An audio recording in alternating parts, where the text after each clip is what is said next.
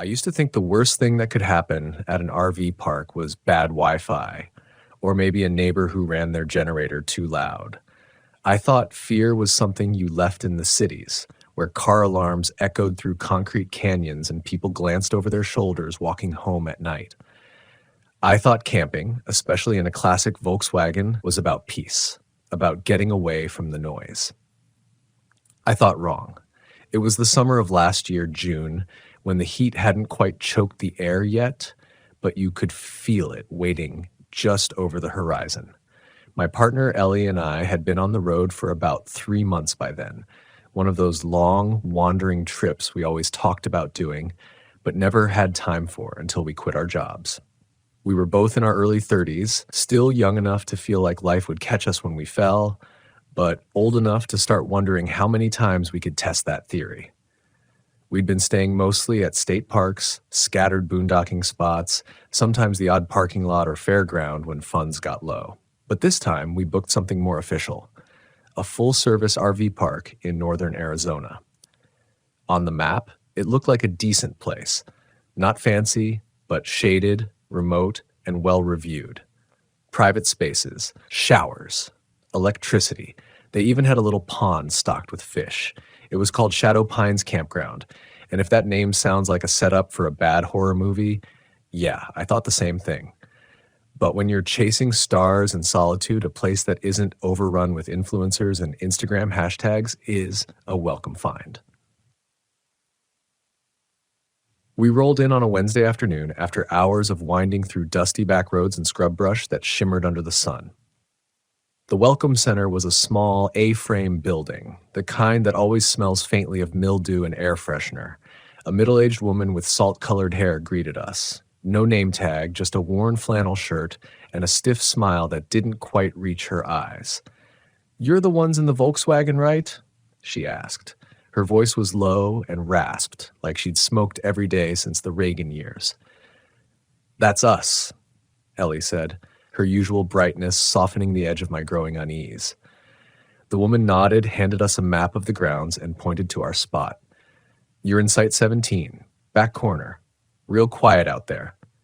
She paused for a beat, too long, and then added, "Let me know if you hear anything strange at night." I laughed, thinking she was making a joke, but she didn't laugh back. The site was nice, honestly.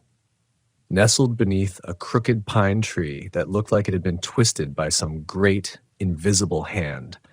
The air smelled clean, earthy.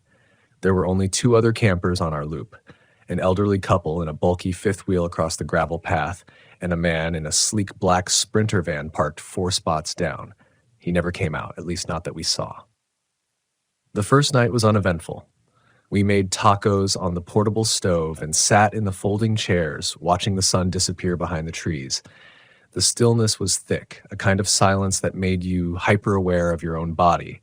You could hear the wind move through the needles overhead, the occasional rustle in the brush, but no voices, no traffic, no airplanes, just the slow hum of the forest breathing.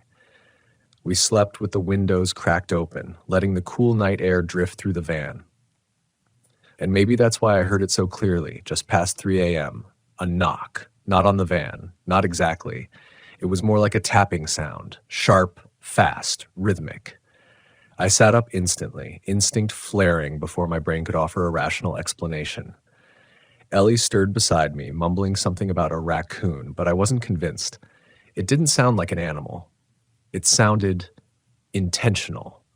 I grabbed my flashlight and stepped out barefoot into the chill. The world outside was ink black, darker than any night I remembered. My beam swept across the trees, the fire pit, the road, nothing. Then I heard it again, this time farther off, somewhere near the tree line. Tap, tap, tap. Not metal, not wood, something softer, like fingers. My skin prickled. I backed toward the van and climbed inside, locking the door behind me. Ellie sat up fully now, her eyes wide. "You heard that too?" "Yeah," I said. "I think we're just not used to how quiet it gets out here. Sound carries weird in places like this." I didn't believe what I said, but I needed to. The next day, we tried to shake it off, went for a hike, talked to the old couple across the path, friendly folks from Oregon who said they came here every spring. I asked if they ever heard noises at night, and the man chuckled. Sure, forests always talk. Owls, woodpeckers, sometimes even mountain lions if you're lucky. But the way his wife looked at him, that subtle glance, said she didn't think it was funny. Not entirely. That night it came again. Same time. Tap, tap, tap, only this time it was closer, just outside the van near the rear hatch. I held my breath, didn't move. Ellie clutched my arm hard enough to leave marks. I wanted to look, but something in my gut screamed not to. And then silence. Total consuming silence. Not the natural kind. This was different. A vacuum. The air felt thicker, heavier, like something was pressing against the skin of the world. When I finally built up the nerve, I peeked out through the slats in the curtain. There was nothing, no tracks, no movement, just the edge of the pine trees swaying under a sky full of stars. But in the dirt behind the van, 3 small indentations. Not footprints, not paw prints. Just 3 perfectly round divots, spaced evenly apart, maybe the size of a quarter. I didn't sleep after that. By day 3, something had shifted. The woods didn't feel welcoming anymore. The air carried a kind of weight, like static before a storm. Even the birds were quieter. We debated packing up and leaving early, but stubbornness, or maybe pride, held us in place. We weren't about to be spooked out of a paid campsite by some overactive imagination. That night, we lit a fire early, letting the flames burn high and bright. It was a kind of warding, I guess, like we were trying to push back the dark. But once the wood burned low and the shadows crept in, the feeling returned. Unease, followed by tension, then suspicion. It was Ellie who saw it first. There, she whispered, pointing toward the brush behind the Sprinter van. At first, I didn't see anything. Then, movement. A pale figure, just barely distinguishable from the dark. Not walking, not crawling, something in between. It shifted low to the ground, limbs oddly bent like a puppet with tangled strings. I stood up slowly, flashlight in hand, but the beam cut through empty trees. Whatever it was had disappeared. We should go, Ellie whispered. Her voice was trembling now and not from cold. Right now. And for the first time, I agreed. But before we could even reach the van, we heard it again, right behind us. Tap, tap, tap, tap. Like something was letting us know it was there. The sound stopped the moment we turned around. No wind, no animals, not even our own footsteps dared make a sound. The fire was just embers now, casting faint glows across the picnic table and the outlines of our camp chairs. That tapping, it had been close, inhumanly close, as if it had been right behind our ears but vanished the second we acknowledged it. Ellie squeezed my hand, her nails digging into my palm. Get in. Now. We bolted for the van, barely remembering to shove the folding chairs and cooler inside before I slammed the sliding door shut. I started the engine, and the familiar purr of the old Volkswagen gave me a strange sense of comfort, like it was a barrier, some kind of old soul humming beneath us. We didn't say anything at first, just sat there, headlights cutting into the woods, illuminating nothing but empty trees and the empty gravel road stretching toward the front gate. I thought about driving off, just leaving, but something about the way the road curved into the dark felt wrong, like we were being funneled. I turned the engine off. Silence settled again. Then we saw the light. It wasn't from a flashlight. It wasn't the warm yellow from someone's lantern. It was pale, nearly colorless, and it flickered unnaturally, as if it wasn't coming from one source, but several moving at different speeds. We watched, frozen, as it drifted through the trees near the Sprinter van. The black van itself remained still, almost too still, like it was part of the forest now. The light moved behind it and stopped. I tried to justify it, another camper with strange gear, maybe someone out looking for a lost pet, but I couldn't make that make sense. Not that late, not with no sound, not with that kind of light. It didn't feel like it belonged. Ellie whispered, "Why isn't he coming out?" The guy in the Sprinter. We hadn't seen him once since we arrived. 4 days. No door opening, no footsteps, no coffee cups outside, just a still, silent van. And now, a flickering pale light behind it. We should have left. I know that now. We should have just turned on the engine, headlights be damned, and driven until daylight. But instead, we waited. And eventually we slept, if you can call it that. Fitful half-dreams interrupted by phantom noises and flickers of movement that might have been real or might have been the wind. The next morning, everything looked ordinary, normal, the kind of normal that makes you question your sanity. The chairs were still folded up near the fire pit. The cooler hadn't been moved, no strange marks on the dirt, no evidence of the tapping or the light, except for one thing. The Sprinter van was gone. No sound, no engine, no tires on gravel in the night, just vanished. I walked over to where it had been. There weren't even tracks, just a clean, untouched patch of gravel where it had sat, like someone had carefully erased its presence from the ground. Maybe he left early, Ellie offered, but her voice lacked any conviction. I didn't hear anything. Maybe we were asleep. We weren't. And then something caught my eye in the gravel. Not far from where the van had been, more of those 3 round divots, a perfect triangle, like before. But deeper now, like something had settled there longer. I didn't point them out. We both just agreed to pack up and leave. But when we reached the main gate, something odd happened. The road out didn't look the same. It should have been the same dusty stretch we came in on. One long curve past the Welcome Center, then 3 miles of rough terrain until we hit the highway. But now, it was different. The road forked. There were no signs. No map said anything about a split. But there it was, a Y in the gravel. One path veering right, narrow and overgrown. The other left, smooth and freshly packed. "What the hell?" I whispered. Ellie pulled out the campground map, and sure enough, it showed a single exit route. No fork. No alternate path. We waited there, unsure, hoping someone from the office might come out and clarify. But the building was empty. The same woman's truck still sat out front, but the blinds were drawn and the door locked. I finally chose the smoother road, figuring it must be the updated one. Maybe they'd done some maintenance. We drove in silence. 15 minutes, then 20. No highway, no markers, no signal. Trees closed in on both sides, crowding the sky until the light dimmed, and it felt more like dusk than noon. Then the road just ended. Not in a cul-de-sac, not at a barrier or a locked gate. It ended in a clearing, a wide, flat space of red dirt and brush. No signs, no tire tracks, no wind. And at the center of that clearing was the Sprinter van. Empty, doors closed, windows dark. We didn't speak. We didn't get out. I just put the van in reverse and backed out of there like death was watching us through those tinted windows. It took us nearly 2 hours of navigating unmarked paths and circling trees before we found the real road again. The one we came in on. We never saw the fork again. No split, no clearing, just the path that led to the main highway like nothing had changed. When we passed the campground sign on the way out, the big wooden one with shadow pines carved in uneven lettering, something struck me. There were no cars, no campers, no people.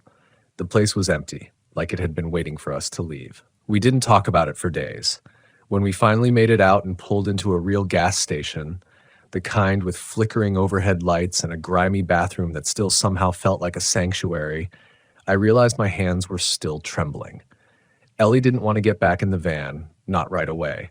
She stood there with her arms crossed, facing the sunset, like she was trying to anchor herself to something solid, something not shifting. "I think it wanted us to find that place," she said eventually. I didn't ask what she meant. I didn't have to, because deep down I agreed with her. That road, the fork, the Sprinter van, it wasn't an accident. We had followed something. Or maybe it had followed us. We took a few nights off the road, stayed at a friend's house in Arizona, someone Ellie knew from her photography days. We said we were just burned out from the trip, that the heat was getting to us, that the desert dust was too much. But at night, when we tried to sleep in their guest room, both of us kept waking up at the same time. 2:37 a.m., always 2:37. And in those minutes of darkness, I would hear faint tapping, soft like fingertips on glass, except there were no windows near the bed. Ellie said she heard it too, but from inside the closet. always from somewhere just out of view, just out of reach. We finally got back on the road, promising to stick to busy places, KOAs, state parks, anywhere with people. But something had changed. Every time we pulled into a campground, I found myself scanning the other vehicles, looking for dark-tinted windows, listening for silence, watching for black Sprinter vans that never had doors open. One afternoon in Utah, we arrived at a quiet riverside site, gorgeous in that wide-open, otherworldly way, and as I was backing into our spot, I saw it. 3 round indents in the dry red soil. Perfect triangle, same size, same depth. I didn't tell Ellie. I just moved the van forward a few feet, pretending I'd made a mistake with the angle. But my heart was pounding, and that night, I barely slept. It wasn't until we reached Washington, deep in the pine forests outside of Olympic National Park, that things escalated again. We were meeting up with another couple, Mark and Lydia, fellow van lifers we'd met through a travel forum. They were smart, cautious, and seasoned. Mark used to work in wildlife conservation, and Lydia had been a paramedic. We figured sticking close to them for a bit might help settle our nerves. And it did, for a while. We parked at a small private RV park near the edge of the forest. Only 8 spaces, no hookups, just a gravel loop and a compost toilet near a tiny ranger station. The owner was an older guy named Thomas, friendly enough, but something about the way he avoided eye contact when we asked about local trails stuck with me. "Stay close to the loop," he muttered. "Don't go wandering after dark." At first, we thought he was just being overcautious. Old guy, probably had too many stories from city folks getting lost in the woods. But then the first night came, and with it, the noises. It wasn't the typical forest chorus. No owls, no wind through the trees. Instead, it was like breathing. Not ours, not Mark's, not Lydia's. It came from the woods, low, deep, like something enormous just outside the tree line, exhaling through old lungs and wet lips. I sat up in the van, listening, holding my breath. It stopped when I moved, but I could feel it, like hot air pressing against the walls of our van, like something testing the barrier. The next morning, I asked Mark if he'd heard anything. He didn't answer at first. Then he said, "Lydia thought it was a bear, but she's not sure." And that's when I knew something was wrong. Lydia had worked on backcountry rescue teams in Montana and Colorado. She dealt with bears, wolves, even mountain lions. She didn't guess, she knew. And if she wasn't sure, then it wasn't normal. That evening, we made dinner together. Kept things light, tried to ignore the way dusk came too quickly in the trees. But after the dishes were done and we sat around the fire, I noticed something in the dirt. More of those triangle marks, just outside the ring of light. Fresh. Too fresh. I leaned in and whispered to Ellie, who followed my eyes, and I saw her face change. Not in fear, exactly, but in realization. Like she'd been hoping she was wrong this whole time. We didn't say anything to Mark and Lydia.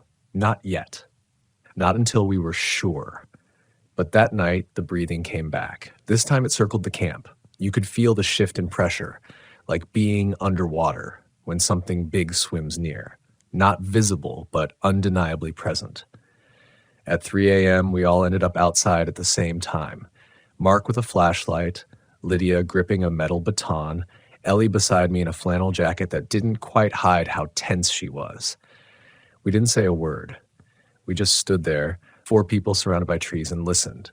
The breathing stopped. Then came a whisper. It wasn't in English. It wasn't even in a human voice. It sounded scraped. Wet. Like something trying to imitate language it didn't quite understand. It slithered out of the woods, not loud, but everywhere. Inside our ears, inside our ribs. Then silence. Total silence. Until a loud, sharp crack, like a massive branch being snapped, echoed through the woods behind the ranger station. Mark shouted, "Go! Now!" And we all ran for our vans. But as I turned to shut the sliding door, I saw something standing in the tree line. Tall, thin, not moving. Its face was wrong. Flat. Not like a mask, but like it didn't know how to form one.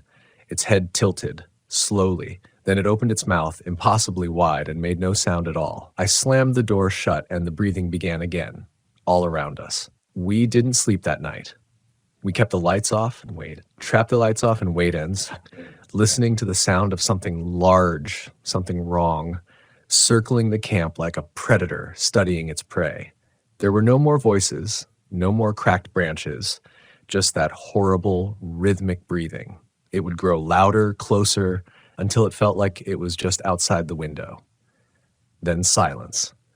Then it would start again from the other side. It never touched the vans, never tried to break in. But it didn't need to. It knew we were terrified. And somehow that seemed to be enough for it. When the sun finally broke over the trees, we burst out of our vans like survivors surfacing from a capsized boat. Mark was pale, jittery, his voice hoarse as he muttered, "I've heard elk breathe like that, but this wasn't an elk." Lydia just shook her head. That thing knew us. We didn't even say goodbye to the old man who ran the park. We packed in silence and rolled out, all four of us like escapees from something we couldn't name. We drove until we hit the coast. The ocean had never felt so alive. Vast, clean, indifferent. It didn't care about what we saw. It didn't twist reality. It just was. For 3 days, we stayed at a busy beach campground, surrounded by families and dogs and lifeguard towers. No triangles, no breathing, just the sound of waves. Ellie started smiling again. Lydia got out her drone and began filming shorebirds for a project. Mark even laughed when his tire pressure sensor failed and he had to replace it on gravel. But I couldn't relax, because I still felt it.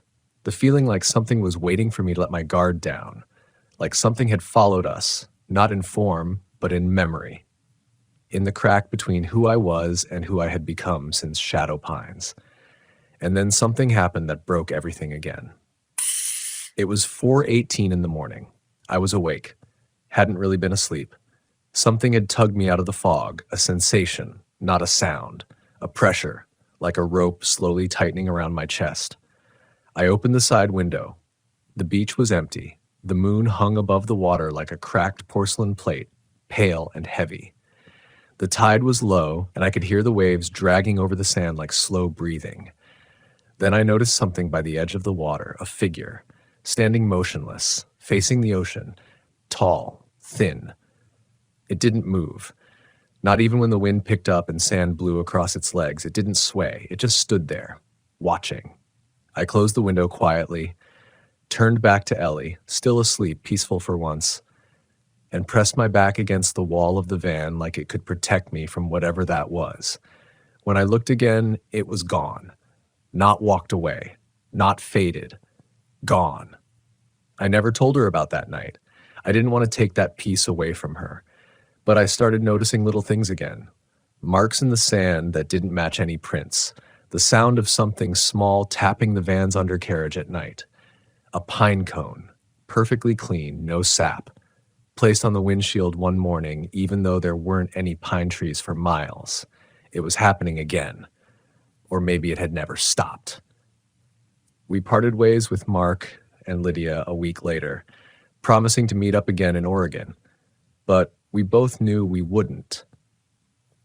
There was something unspoken between us, a kind of trauma bond that only works when you're facing the same direction. Once you turn away from the darkness, the connection fades into the silence of polite texts and delayed replies. Ellie and I drove east. We told ourselves we were heading toward family, toward home, but neither of us could define what home meant anymore. We passed through towns that felt unfamiliar, campgrounds that made our skin crawl, and forests that seemed to breathe with us. And every time I thought I saw that Sprinter van in a rearview mirror, it would disappear as soon as I looked straight at it. In Flagstaff, we met an old man who sold hand-carved walking sticks out of the back of a pickup. He looked at our VW, nodded, and said, "Be careful out there. These roads weren't built just for travel." I asked him what he meant. He tapped his temple and replied, "Some places they're traps wearing the skin of land. They wait for your mind to crack just wide enough to slip through." I bought a stick I didn't need. I haven't let go of it since. We ended up back near the place where it started. Not Shadow Pines, we'd never go there again, but somewhere close. Another pine-choked corner of the Southwest, where the air thinned and the sky felt heavier than it should. We didn't mean to camp there. We were just looking for a place to rest for the night. But when we pulled in, I felt it immediately. That pressure, that stillness. The gravel lot was empty. No other vans, no other signs of life. But in the middle of the campsite, someone had drawn a triangle in the dirt, 3 circles at the corners, like a warning or an invitation. I looked at Ellie, she looked at me, and we both nodded. Not because we were ready, but because we were tired of running. We left the engine running. Ellie stood by the van, her boots grinding softly into the gravel. I took the walking stick, the one from the man in Flagstaff, and stepped out first. The air had that charged, static quality, like just before a lightning strike. Except there were no clouds, no wind, just silence. The kind of silence that wraps around your ears until your own heartbeat sounds foreign. We didn't speak. The triangle in the dirt was so precise it looked carved by machinery, or something that thought in geometry. The lines were shallow, but fresh, still loose at the edges like someone or something had drawn it within the hour. My foot hovered above one of the circles. I hesitated. Every cell in my body screamed not to move forward. But that's when I realized we weren't supposed to step into it. That was never the point. The triangle wasn't a trap. It was a signal, a boundary, a line drawn by something ancient, or maybe by someone like us, someone who had survived it, someone trying to warn whoever came next. I turned to Ellie. "Not here," I whispered. "Let's go." She didn't argue. We backed out of that site like we were defusing a bomb. Slow, controlled. My eyes never left the tree line. And for the first time in weeks, nothing followed us. No breathing, no tapping, just the creak of the van's old suspension, the hum of the engine, and the slow return of the sound of wind through trees. That night, we parked in a grocery store lot an hour away. It wasn't scenic, wasn't peaceful. The lights were too bright and the asphalt reeked of oil, but I slept better than I had in months. We started retracing our route after that. Went back through Colorado, skipped Utah, stayed near cities, stayed near people. And slowly, the tension began to ease. It was like whatever had attached itself to us had loosened its grip, like it had grown tired, or maybe we'd moved far enough beyond its reach. But that's not the end of the story, because nothing ever really ends when you've seen something like that. There's a scar it leaves, not on the body, on the way you see the world. I started to notice things others didn't. Campgrounds with no birds, vans with no plates, people who never seemed to blink. And every now and then, when I was driving alone to pick up supplies, I'd catch a glimpse of that sprinter in my rearview mirror. Never close, never following directly, but always there, like a memory refusing to fade. I told myself it was trauma, that it was just my brain working overtime. But deep down, I knew better. A few months later, we were camped in northern Idaho, near a lake, crowded, nothing unusual. Kids were playing with glow sticks. Parents grilled burgers. It was the kind of place we used to only camp at. Safe, predictable. That night, as the laughter faded and people retreated to their RVs, I wandered down to the lake with my flashlight. The moon reflected off the water in broken silver ripples, and there, etched faintly into the wet sand, another triangle, 3 circles. It wasn't fresh, the edges were fading, but it was there. Not a threat, a message. I crouched down, ran my fingers through the groove, and for the first time since Shadow Pines, I smiled. Not because I wasn't afraid anymore, but because I understood. We're not the only ones who've seen it. There are others who escaped, others who carry the same memories, the same quiet dread. We don't talk about it much, not out loud, but if you look closely, you'll start to notice. The way someone glances over their shoulder a little too often, the extra locks on their van doors, the silence that hangs between travelers late at night. It's not paranoia, it's history, it's survival. So here's what they don't tell you in the guidebooks. Here's what no one puts on the glossy campground brochures or the van life travel blogs. Out there, beyond the well-lit pull-throughs and Instagram reels, there are places that don't just feel off. They are off. Places that weren't meant to be found. Places that twist the rules of time, of place, of sense. Sometimes you stumble into them by accident. Sometimes they call to you through detours and dreams and quiet little roads that don't show up on GPS. And sometimes you make it out. But you never leave whole. You come back quieter, more watchful. You learn to trust your gut even when it makes no sense. You learn that when the birds stop singing, you leave. You don't knock on dark van doors. You don't follow strange lights. You don't cross into triangles drawn in the dirt. And when someone tells you they heard breathing in the woods when nothing was there, you believe them because you've heard it too. I won't tell you to stop camping. This isn't one of those stories. The road still calls to us. The van still hums beneath my hands like a familiar song. There's peace in this life, joy, freedom, beauty you can't find anywhere else. But you have to be smart. You have to be aware. Because the real horror isn't ghosts or monsters or shadows in the trees. It's the quiet places that change you, the ones that wait, the ones that watch, the ones that remember. So the next time you pull into an empty site that feels a little too still, when the wind stops and the birds go silent and your gut tells you to keep driving, listen. Because some campsites aren't abandoned. They're bait.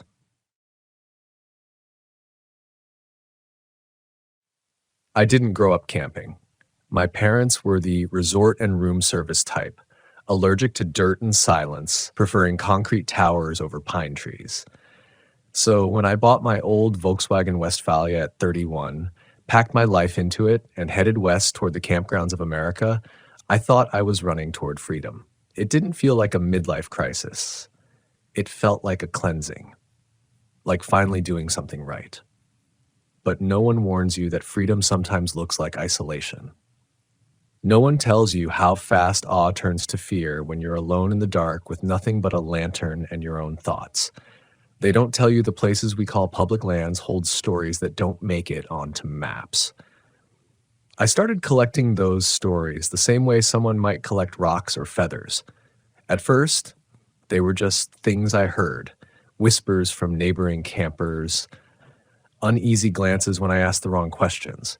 But then, those stories started finding me. And once they did, the roads I chose stopped feeling random. It was as if something out there wanted to show me something. Wanted me to know that some campgrounds are more than just forgotten corners of wilderness. They're places where reality thins and something else pushes through. The first story I'll tell you, it's my own. I was 32. I'd been on the road a full year. I had stopped checking my phone every hour. I'd learned how to patch a roof leak with Gorilla Tape and how to talk to strangers without flinching. But nothing had prepared me for what happened in the Allegheny National Forest in northern Pennsylvania. It was late September, one of those in-between weeks where summer hangs on during the day, but at night the cold starts to crawl in like a warning. I'd pulled into a small, unmarked clearing down a dirt road that jutted off Route 66, not far from Kane. I'd found it on an old forum thread buried under someone's post about abandoned fire towers. The GPS didn't register it as anything but state land, which was fine by me. No one around for miles, just trees, a creek, and the kind of silence that presses against your ears. At first, it was peaceful.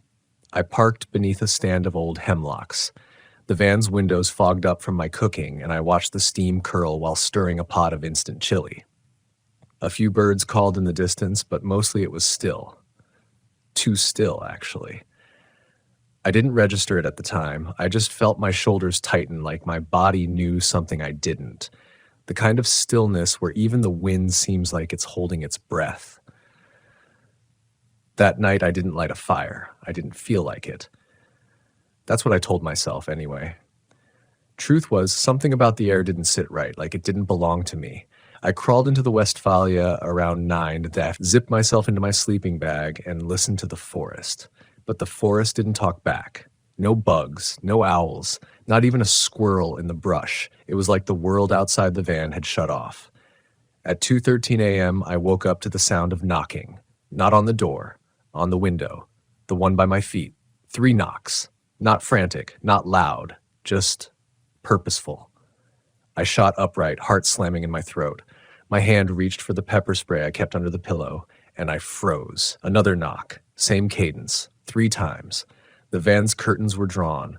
I couldn't see out, and more terrifying, I couldn't tell if whoever was out there could see in. I sat there for what felt like years, not breathing, not blinking, just listening. Silence. No footsteps, no retreating noise, no voice. I told myself it was a branch. Maybe a pine cone fell just right. Maybe a raccoon stood up and brushed the glass. My brain stretched for logic like a drowning man reaching for a rope. But here's the thing. I know what raccoons sound like. I've heard them dig through my trash.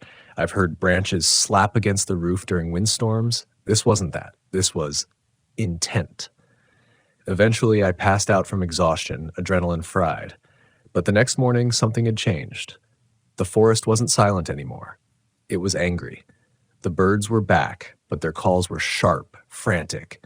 The chipmunks skittered in manic bursts. And when I stepped outside to stretch and shake off the night, I noticed something on the window. Smudges, long, thin smudges, 4 on one side and a thumb on the other, pressed right where the knocks had been. They looked like fingerprints. Greasy, human-sized. But here's the problem. They were on the inside. I left that clearing in under 5 minutes. Didn't pack up right. Left my water jug and half my dishes out.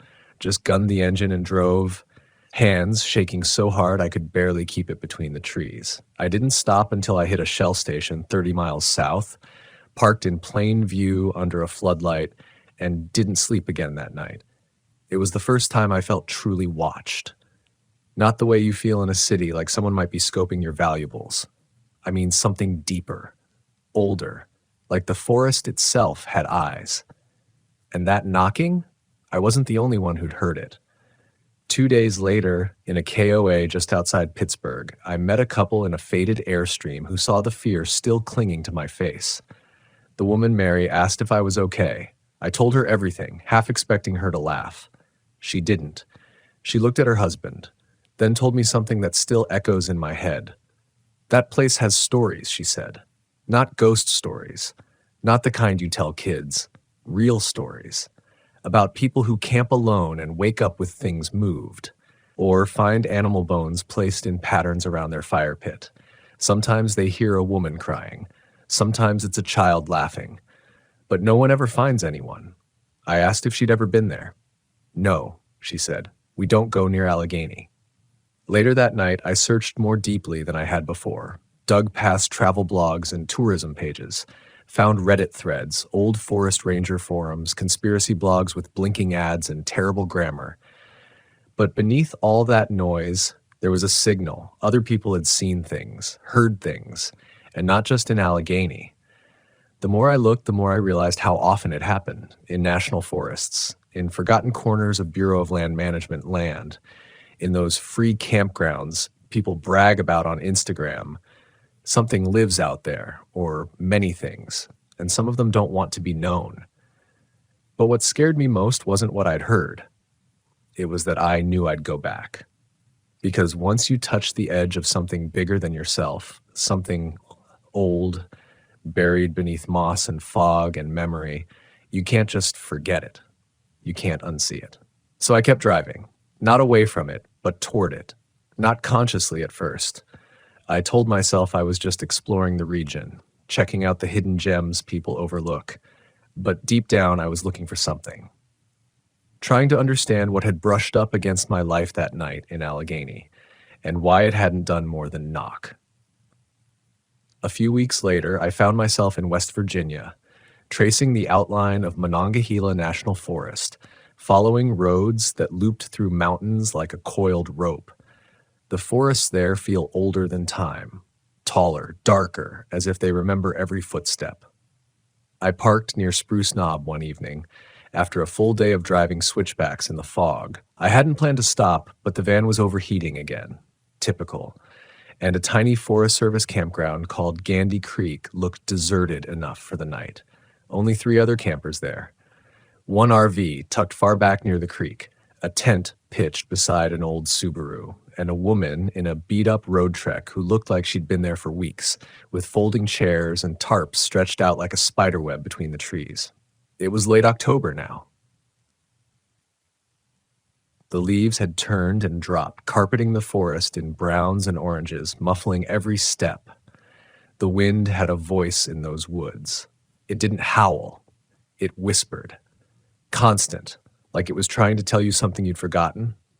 I parked in the most open spot I could find, near the outhouse. A little too close to the sulfur-stained water spigot, but I didn't care. I just wanted to cook dinner and turn in early. As I stepped out of the van, I noticed the woman in the road trek staring at me, just standing there, arms crossed, not even trying to pretend she wasn't watching. I gave a small wave, polite but cautious. She didn't wave back, just turned and walked into the woods behind her rig. No flashlight, no jacket, no hesitation. I should have paid more attention to that. Later that night, around 1 a.m., the wind stopped. Not died down, stopped. Like someone cut the audio feed. I woke up instantly. The sudden stillness was louder than the wind had been. My ears strained for anything, a car door, a twig snap, the creak of branches. Instead, I heard humming, very faint, female, just a few notes on repeat. I thought of the woman from earlier, and against my better judgment, I peeked through the curtain, but the road trek was empty, lights off, no sign of her. I checked the Subaru, no movement. The humming grew louder, but I couldn't place where it came from. It didn't move like a person walking. It just seemed to exist, floating from the trees themselves. I pressed my ear against the glass, trying to localize it, when I heard another sound, low and rhythmic. Crunch, crunch, crunch. Footsteps. In leaves, but not walking in a straight line.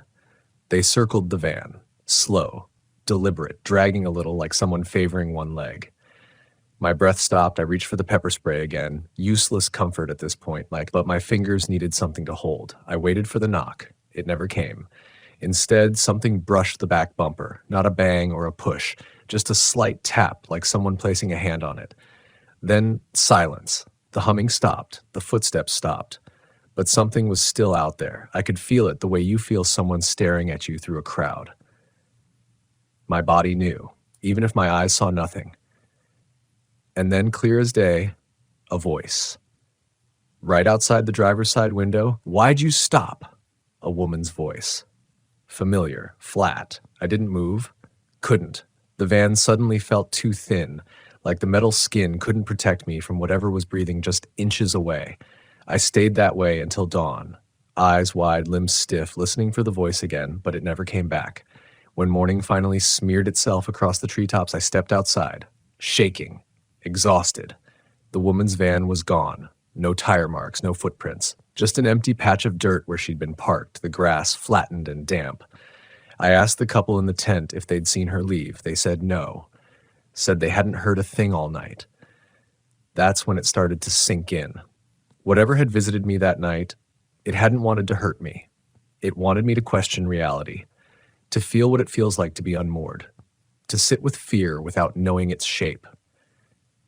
And most disturbingly of all,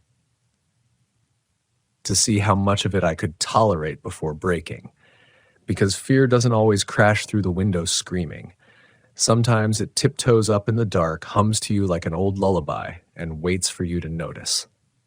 I drove out of Monongahela without looking back. Didn't stop until I hit a Walmart parking lot near Charleston, where fluorescent lights buzzed like angry bees and the world felt real again. I didn't camp again for a while. But the stories didn't stop. They came in pieces. A man at a gas station near Crater Lake told me about a light that hovered outside his tent for hours, pulsing in time with his heartbeat. A woman I met in Taos said she saw something crawl on all fours between campsites in the Carson National Forest, something shaped like a man but moving wrong, its joints bending the wrong way. And the most chilling part? They all said the same thing. They didn't feel like they were being haunted. They felt like they were being studied. I started writing things down after that, not just because I wanted to remember, but because I was beginning to doubt my own memories. Strange details faded too fast. Entire days on the road blurred together, even when I swore I just lived them. Some campsites left no trace on my mind at all. Just a vague sense of fog, like waking from a heavy dream with nothing but dread in your chest. I started to notice patterns, places where cell signal dropped sharply, even when maps said it shouldn't, roads that didn't match my GPS, loops that led back to the same bend, the same leaning pine tree, again and again, old campgrounds with rusted signs and no listings online, fellow campers who never got out of their vehicles, who just sat behind tinted windows all night, watching or waiting. And then, just north of Flagstaff, I found the journal. I'd parked for the night in an abandoned KOA off Route 66, half buried under years of neglect, its faded sign overtaken by desert brush. It wasn't on any apps, but I'd seen it out of the corner of my eye, set back from the road behind a thicket of dying junipers. My gut told me not to turn in, but I did. I always do. The place was a graveyard of fiberglass, old trailers left to rot, broken chairs, rusted grills, the kind of debris that suggested people left fast without packing. There was an eerie silence that wrapped around everything, the kind of silence that isn't just quiet, but missing. Like the air itself had forgotten how to carry sound. I found the notebook wedged under the broken step of the old campground office, a battered, water-warped thing full of shaky handwriting and frantic crossings out. No names, no dates, just entries like, "The woods aren't empty, they're hiding something bigger than us." He walked into my dream and asked for the keys. I gave them to him. I don't remember why. If you hear your own voice outside the van, don't open the door. They only knock when they're not ready to be seen. It was that last line that nearly made me vomit, because that's exactly what had happened back in Allegheny. That first knock, it hadn't been a threat. It had been a warning. I don't remember falling asleep that night. I just remember waking up with the journal on my chest, the van door locked, and the faint smell of smoke in the air. I left before sunrise. And for the next few weeks, I tried to convince myself I was just burned out, sleep deprived, maybe even losing it. But then came Arizona's high desert, and the place I still can't talk about without feeling it watching me again. Somewhere near Petrified Forest National Park, east of the tourist areas, far from the scenic overlooks, I pulled off on a gravel spur road that hadn't seen traffic in years. I was drawn to it without knowing why. It's like my hands turned the wheel before I decided to. I told myself I'd just camp there one night, that I'd be out by morning. I wasn't, because the road didn't let me. It should have been a simple drive in and out, but every time I tried to retrace the route back to the main highway, it didn't match. The trees looked wrong. The shadows shifted. I'd pass an abandoned cattle gate 3 times, even though I'd driven straight each time. There were no side roads, no forks, no intersections. And then, on the second night, I saw them. People. At first, I thought it was a hiking group, maybe some weird off-grid club. They moved in clusters, not speaking, all wearing similar gray or tan clothing. Neutral, like dust, but they didn't walk like hikers. They moved like sleepwalkers, smooth, silent, every step synchronized. And every time I looked away and looked back, they were closer. I tried to start the van. The engine sputtered, then died. Dead battery, no warning, no lights left on, no explanation. I locked the doors and waited. They surrounded the van, not attacking, not even touching it, just staring in through the windows, expressionless, still, until one of them, a tall man with sunburned skin and clouded eyes, bent down and placed something gently on the hood. A key. A single old-fashioned brass key like the kind you'd use in a farmhouse from the 1800s. Then they all walked away without a sound. I didn't sleep that night. At first light, the battery worked again. I turned the key, my own key, and the van started like nothing had happened. But the brass key was still there on the hood. I picked it up against my better judgment. It was ice cold, too cold for the Arizona sun. I kept it anyway, and I wish I hadn't. Because from that moment on, things changed. I started hearing my name, in places where no one else was camped, in different voices, sometimes familiar, sometimes my own. I started waking up with the van's sliding door unlocked, even though I always checked it twice. And worst of all, I started dreaming of places I hadn't been yet.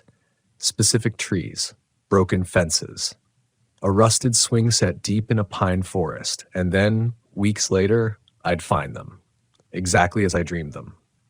The first time it happened, I pulled over and screamed into the steering wheel until my voice cracked, because there's a special kind of terror that comes knowing you are no longer fully in control of where you go, that something is guiding you, through dreams, through roads, through fear itself.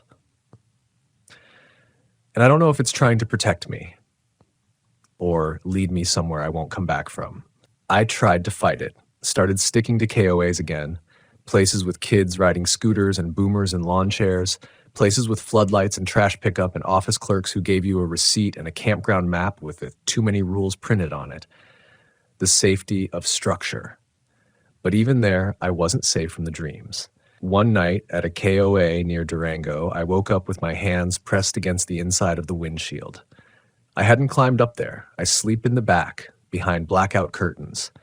But somehow I had crawled forward in the dark, past the cooler, past the stove, and pressed my face to the glass like I was waiting for something to appear on the gravel drive outside. My breath had fogged a circle on the glass, and in that circle inside the condensation was the faintest impression of a handprint from the outside. No one else had camped near me that night, and that's when I realized whatever this was, whatever had been trailing me since Allegheny, it wasn't confined to the wild places anymore. It could find me anywhere. It could follow me into towns, into crowds, into brightly lit campsites with pool access and propane refills. So I stopped hiding from it. If I was being pulled toward something, I'd find it before it found me. That decision led me west again, through Colorado, across the Navajo Nation, up into Utah's Red Canyons, where the land feels like it remembers things humans were never meant to know. I camped near Goblin Valley, just outside the park boundary. BLM land. No lights, no signs, no other campers, just a stretch of soft sand and rock formations that looked like faces if you stared too long. I set up late in the day. The light was already turning gold when I cut the engine. There was a quiet there heavier than most places. A vacuum. I started hearing it again that night, the voice. It didn't call my name this time. It just said one word over and over. Open. I stayed still. Open. Like it wasn't asking, like it already expected me to obey. And then came the scratching, light, deliberate, against the passenger side window. I froze. My breath caught in my throat. I turned, heart hammering, and saw nothing, just empty desert. But when I looked back through the windshield, the rearview mirror had moved, tilted up, pointed at my face. That's when I understood. Whatever this was, it was inside the van. I launched forward, fumbling for the dome light, slamming my hand against the plastic until it flickered on. Nothing. No one there. But the moment the light hit, the air inside the van shifted, not cooler, not warmer, just denser, like I'd stepped into a sealed room where someone had just been breathing hard. I didn't sleep. I sat up, clutching the key, the old brass key the sleepwalkers had left for me weeks earlier. And I don't know why I did it, but just before dawn, I stepped outside. The desert was silver in the early light, windless, absolutely still. I walked 30 feet from the van, key in my hand, and waited. And I swear to you, something waited with me. I felt it behind me. Not a presence, not a figure, just pressure, like the world was holding its breath. Then, very slowly, very gently, something touched my back. Not a push, not a strike, just the pads of fingers. Cold, dry, deliberate. I turned around. Nothing. Not a print in the sand, not a shadow. But my shirt was warm where it had touched me. And that was the moment I realized this thing, whatever had been following me, testing me, humming and knocking and whispering, it had finally made contact. And it hadn't needed a door. It was never trying to get in. It had been inside me all along. It was my fear, my memory, my unraveling. That night cracked something in me. And when I finally got back into the van and turned the key, the dashboard radio, long dead, long broken, lit up for the first time in months. But it didn't play music. It played my own voice, my voice, whispering something I never remembered recording. I'm still here. I'm still watching. I ripped the power cord out of the stereo. It kept playing. I pulled the fuse. It kept playing. And then silence. It hasn't spoken since, but I know it's not gone. Because sometimes when I'm driving down some back road where the trees lean a little too close, I catch movement in the corner of my eye. Not figures. Not creatures. Mirrors. Mirrors in the woods, hanging from branches, embedded in tree trunks, shards stuck in fence posts like teeth. And sometimes, only sometimes, I see myself in them. But my reflection isn't moving the same way I am. It lags or stares back when I'm looking away or smiles when I'm not. And now, even in daylight, I keep hearing that word again, open. Not like an order anymore, but like an invitation. I haven't told anyone this. Not because I'm afraid they won't believe me, but because I'm terrified they will. Because once you hear this story, once you really hear it, it stays with you. Not like a ghost story. Not like campfire folklore. But like something old and patient that's been waiting for you to notice it. And once you do, it doesn't let go. It's been nearly 2 years since that first knock in Allegheny.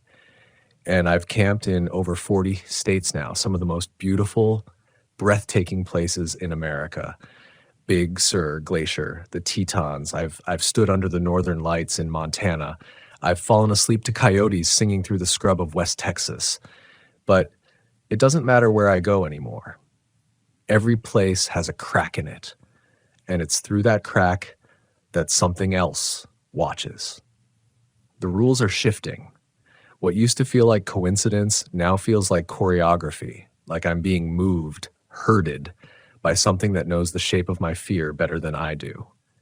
Take what happened in Oregon. I'd been avoiding the coast for months. Something about the endless gray, the mist that never quite settles, the way the ocean sounds more alive out there. I finally gave in and camped outside Florence on a mossy bluff not far from the dunes. I got there just before a storm, not a thunderstorm, not lightning and rain, just wind, endless, whispering wind. It didn't howl, it spoke. You ever been in a place where the trees don't just creak, they warn you? That night, the van rocked side to side, but the trees outside didn't sway. The wind was inside the vehicle. I could hear it in the cabinets, in the vents, in the seams of the window seals. And somewhere inside that wind, buried under layers of white noise, I heard something else. A rhythm, knocking, not on the door, not even on the van itself, but from inside the walls, as if the van wasn't mine anymore, as if it had become a shell for something else to crawl inside. I grabbed the old key again. It was hot this time, scalding. I dropped it onto the floor and it hissed when it touched the vinyl. I opened the side door and let the wind rip through me.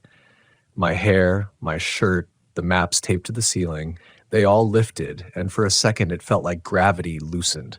And there, out past the tree line, barely visible in the fog, was a mirror, standing upright, in the middle of a clearing that hadn't been there before. I should have stayed in the van, but I didn't. I walked to it barefoot, without thinking. The ground was soft and wet. The trees around the mirror seemed to lean back, as if making room for something sacred or cursed.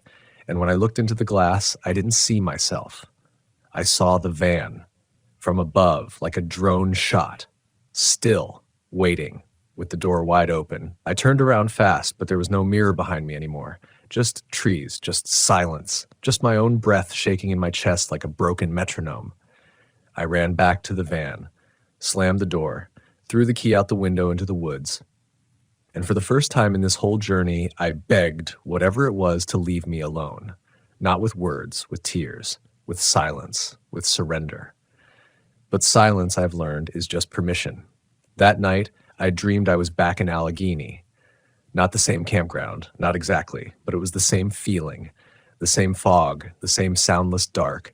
And there, across the fire pit, sat myself, same flannel shirt, same eyes, same tired expression. He didn't speak. He just pointed behind me. I didn't want to turn, but I did.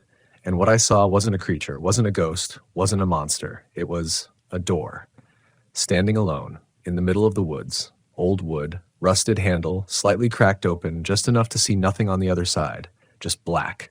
Deep, still black. I woke up gasping for air, lungs full of smoke, but there was no fire, only the smell of burnt pine needles, and the faintest outline of a handprint pressed into the condensation on the inside of the van's window. The same size as mine.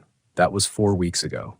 Since then, I haven't seen anyone. No hikers, no campers, not even park rangers. Even the towns I pass through feel empty, like the people are just shadows holding shape until I drive away. I'm not sure if I'm still on the same road anymore. Not physically, not spiritually, not mentally. Something changed that night in Oregon. That mirror didn't just show me something, it took something. And now I think I know what this all is, what this thing is. It's not a ghost, it's not a demon, it's not a creature from the woods, it's a memory so old, so ancient that it doesn't belong to a person but to the land itself, to the road, to the space between campsites where the light doesn't reach. And now I'm part of it.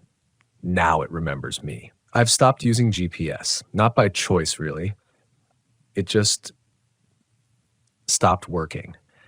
Every time I open the map, it spins. No matter where I drive, the little blue arrow drifts slow and useless, as if I've slipped somewhere beyond its reach.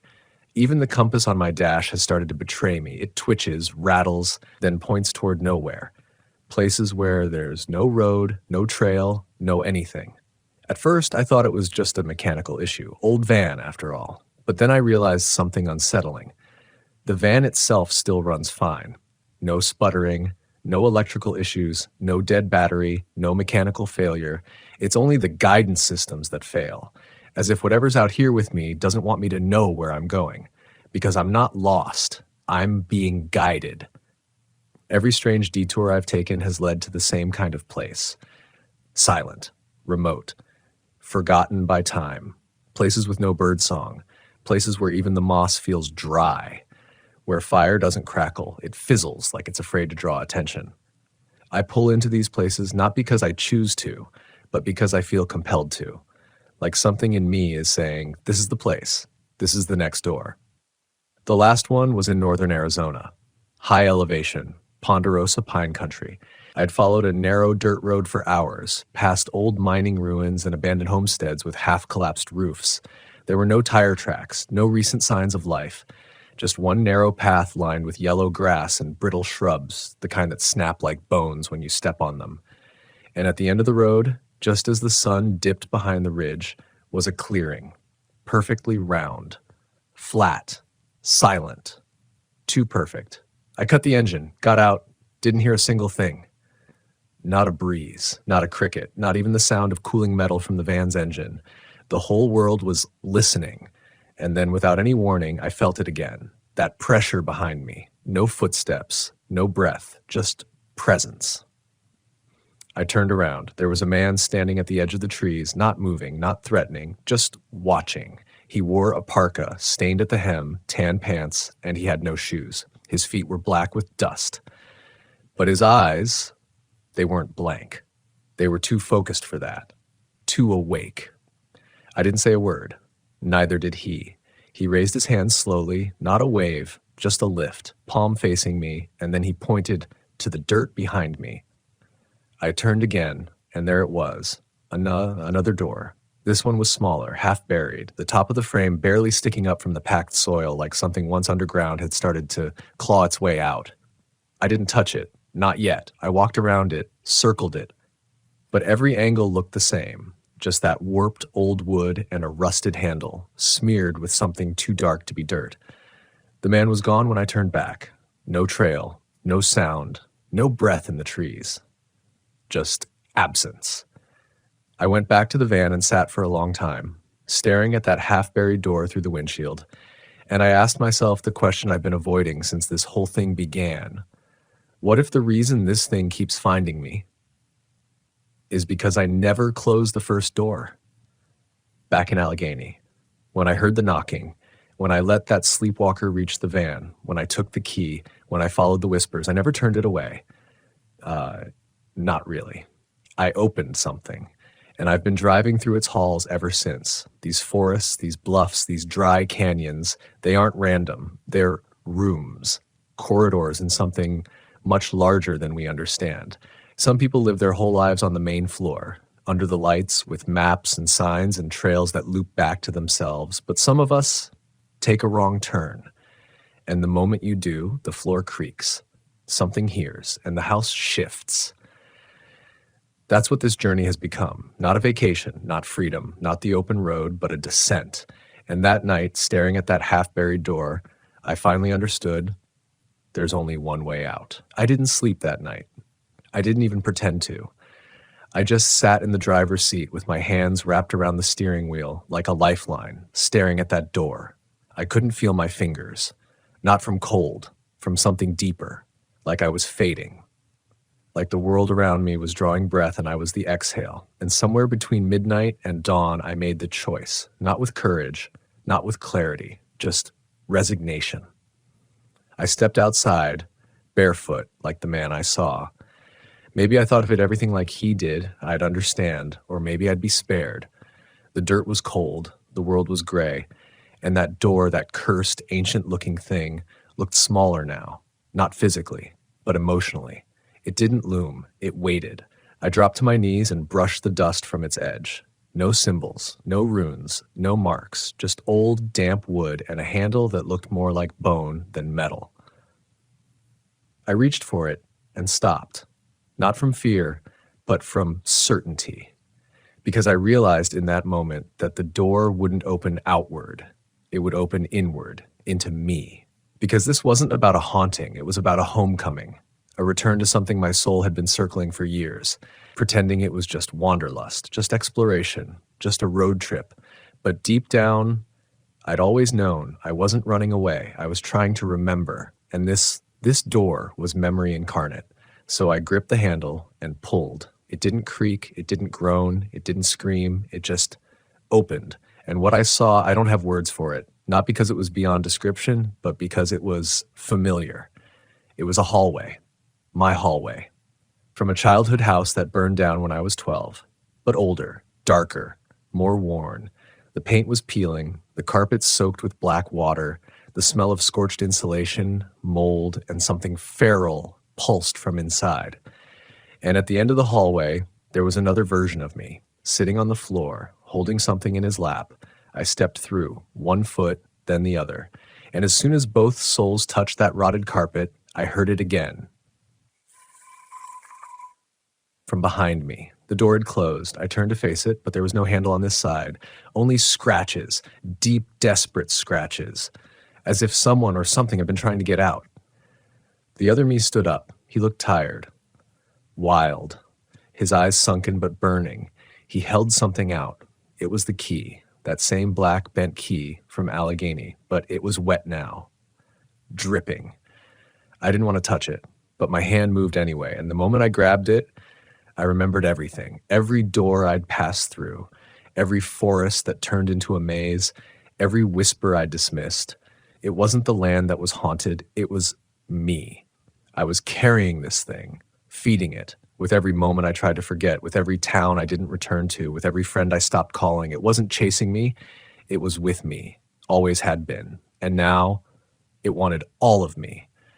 But here's the thing, I didn't run, I didn't scream, I didn't even cry. I breathed. For the first time in months, I took a full, unbroken breath. And in that moment of stillness, I spoke, not with fear, not with rage, but with truth. You don't own me. The hallway flickered, the walls twisted, the floor hissed, but I stood still, and then light, a tiny sliver of it coming from under the door, not the one I came through, but a new one, just ahead. Small, simple, wooden. I walked to it, put the key in, turned, and stepped through. The van was there, back in the clearing. The sun had risen, the air smelled like pine again, the birds were singing, everything looked the same, but it wasn't, because I wasn't. I climbed back in, started the engine, and began to drive, not away, but forward. And as I pulled out of the woods, I glanced in the rearview mirror. The clearing was gone. No door, no circle, no sign I'd ever been there. Only the road, winding and broken and endless, but mine. You want to know what I learned from all this? The scariest things in life aren't monsters in the woods. They're not what knocks on your van at midnight. They're not even the shadows that follow you. The scariest things are the truths you bury so deep that they start to grow roots, the traumas you ignore, the pain you run from, the parts of yourself you're too afraid to name. But here's the thing, if you face them, if you step through that door, no matter how dark or buried or broken it is, you come back stronger. You come back whole. You come back awake. And when you do, no campground, no forest, no whisper in the night can break you because you've been to the heart of it.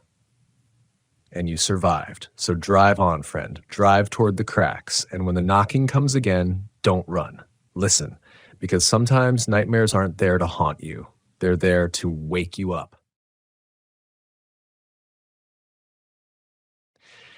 I should have turned back when the snow swallowed the road. It wasn't just a light dusting or a passing flurry. No, this was a curtain, thick, white, endless, falling so fast it blurred the pines and erased the trail behind my tires. But I kept driving. Part stubbornness, part shame. I'd promised myself this trip would mean something. I wasn't going to flinch just because the forest decided to test me. It was the second week of January, and I was somewhere along County Road 480, south of Marquette, Michigan. Upper Peninsula country. Deep woods, quiet lakes, cold as a ghost's breath. And I was alone. Just me, my '97 Volkswagen Eurovan, and a plan to camp off-grid for 3 nights along Lake Michigan. I'd read about an unmarked trail a few miles north of Craig Lake State Park that supposedly led to an old logging clearing. Perfect for solitude, maybe even some reflection. That's what I told myself. But if I'm being honest, I wasn't out here for peace. I was running. From people. From expectations. From the version of myself that smiled too often when he wanted to scream. I didn't tell anyone exactly where I was going. Just vague gestures to a few friends.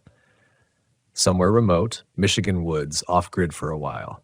I even shut off location tracking. I needed to disappear, if only for a few days. So when the snow started, I didn't think much of it. It's the up, after all. Weather changes by the hour. I had chains on my tires and a heater system I'd tested back in December. The van had been good to me over the years. Tough, dependable. I trusted it more than I trusted most people. Around 3 p.m., I found the turnoff, a rutted 2-track disappearing into thick trees. My stomach twisted as the tires dipped off the main road and onto the icy path. That kind of gut tightening that doesn't scream danger yet, just whispers. Are you sure? The trail was narrow. Trees so close they brushed the mirrors. I kept one hand tight on the wheel and the other on the heater knob.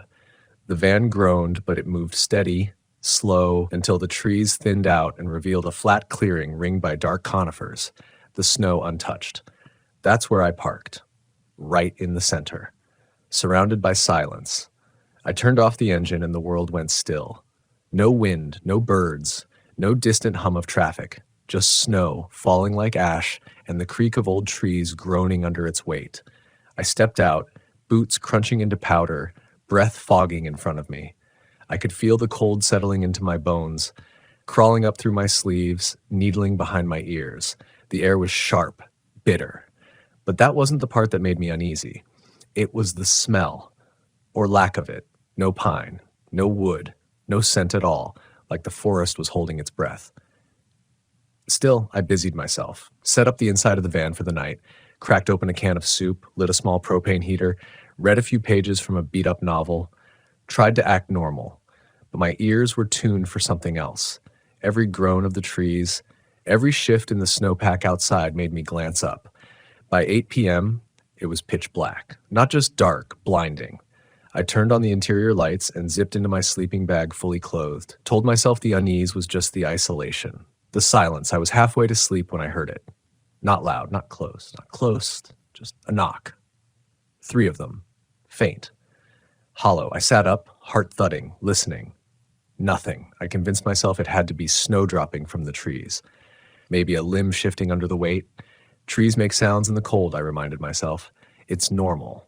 I slept in fits. Every time I drifted off, I'd wake up again to that damn knocking. always 3 taps, always spaced apart like something patient was calling. By morning, I'd convinced myself it was nothing, just nerves. The isolation playing games with my senses. I opened the van door and stepped outside. There were no prints in the snow. Nothing disturbed the soft white sheet that blanketed the clearing. No deer, no squirrels, no signs of life at all. Except something was missing. I couldn't place it at first, just a subtle sense of absence, like walking into a room you know intimately and sensing that one small thing has been moved. Then it hit me. The trees were too quiet. There were no broken limbs, no fallen branches, no signs of a disturbance that would have caused those sounds. Everything looked pristine, and yet I still felt watched. That day I kept busy, hiking a short loop around the clearing to stretch my legs and make sure I could still find my way back to the trailhead. I marked trees with red tape, every 20 feet or so, even though the snow was deep enough to swallow the trail completely if another storm rolled in. It was during that walk that I felt it for the first time, the cold shift. Not colder in temperature, that I could handle. This was something else. A drop in emotional warmth. The woods, once just indifferent, now felt attentive, like the trees had turned their faces inward, like the cold had found a purpose. And then there was the smell. Rot. Just a faint trace, drifting in the wind, like meat left too long in a freezer burn, faint enough to question, strong enough to follow. I found nothing. Back at camp, I made a fire with a few dry sticks I'd collected. It barely crackled in the wet air. The flames seemed smaller than they should have been. Duller. I chalked it up to damp kindling. That night, the knocking came back, this time closer. 3 knocks, then silence, then 3 more. I lay in my sleeping bag, hand on my hatchet, breath shallow. Then I heard footsteps. Not animal. Crunching snow, slow, measured, as if pacing. I killed the lights in the van and peered through the frosted window. Nothing, but I didn't sleep. And when dawn came, I stepped out into a silence that felt thicker than snow. I found the tracks. Human. Barefoot. Wide. Long stride. They circled the van. Twice. Then vanished toward the edge of the woods. No prints leading in, just leading out, like whatever made them appeared from nowhere and left without turning back. I didn't pack up that morning, not because I didn't want to, but because something inside me had started to unravel. I wish I could say it was logic that kept me there, that I was being rational, but it wasn't. It was pride. Pride and denial. I kept looking at those tracks, circling the van, disappearing into nothing, and trying to make them fit into some story I could understand. Maybe someone was out here hiking barefoot. Maybe it was a prank or hallucination. I hadn't really slept. My mind could have imagined it. I told myself all of that, but deep down, I knew better. The tracks weren't just barefoot, they were wrong. Too long, toes too splayed, the weight too heavy for a human foot. I stood over them and my stomach knotted like a rope being twisted tight. The edges hadn't even started to melt or soften in the sun, like they'd been made minutes ago. And yet I'd been awake the whole time. I wanted to leave. God, I wanted to turn that key, spin the van around, and get back to the road. But the trail was already disappearing. Overnight, another 6 inches had fallen, and now the trees all looked the same. My markers were buried. My tracks gone. Still, I tried. I walked the perimeter again, this time pushing farther than I had the day before, pacing the edge of the tree line and calling out, "Hello?" like some idiot in a horror film. Half hoping no one would answer, half terrified someone would. No response. Only the trees creaking like they were warning each other in a language I wasn't meant to understand. I kept walking until I stumbled across something I hadn't seen before. An old tree, split at the trunk like lightning had struck it years ago. Except the wood wasn't blackened. It was clean, almost white, stripped of bark like bones bleached in the sun. Around it, nothing grew. No shrubs, no saplings, not even moss. But what stopped me cold wasn't the tree. It was the sound, breathing, low, slow, close, not mine. It came from behind the tree, so faint I could have mistaken it for wind.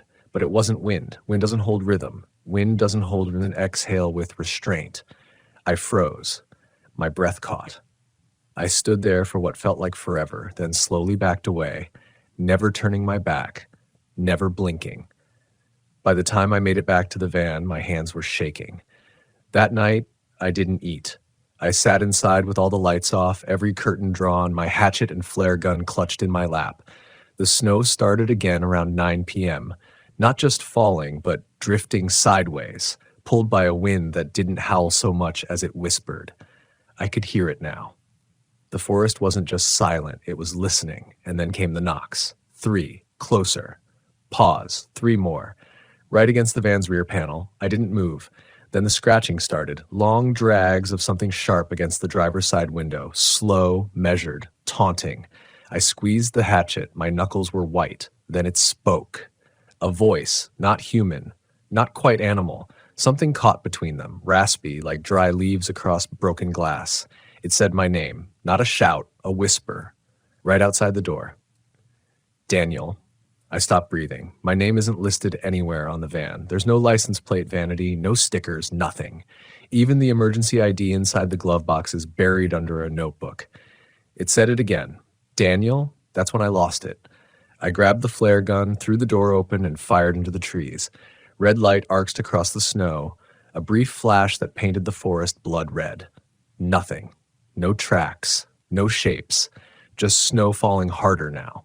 And silence, stretching again like elastic skin over a deep wound. I didn't sleep, just sat there, watching the window, waiting for daylight. But daylight never came. Not really. When morning did arrive, the sky stayed gray, low clouds pressing down on the forest like a lid.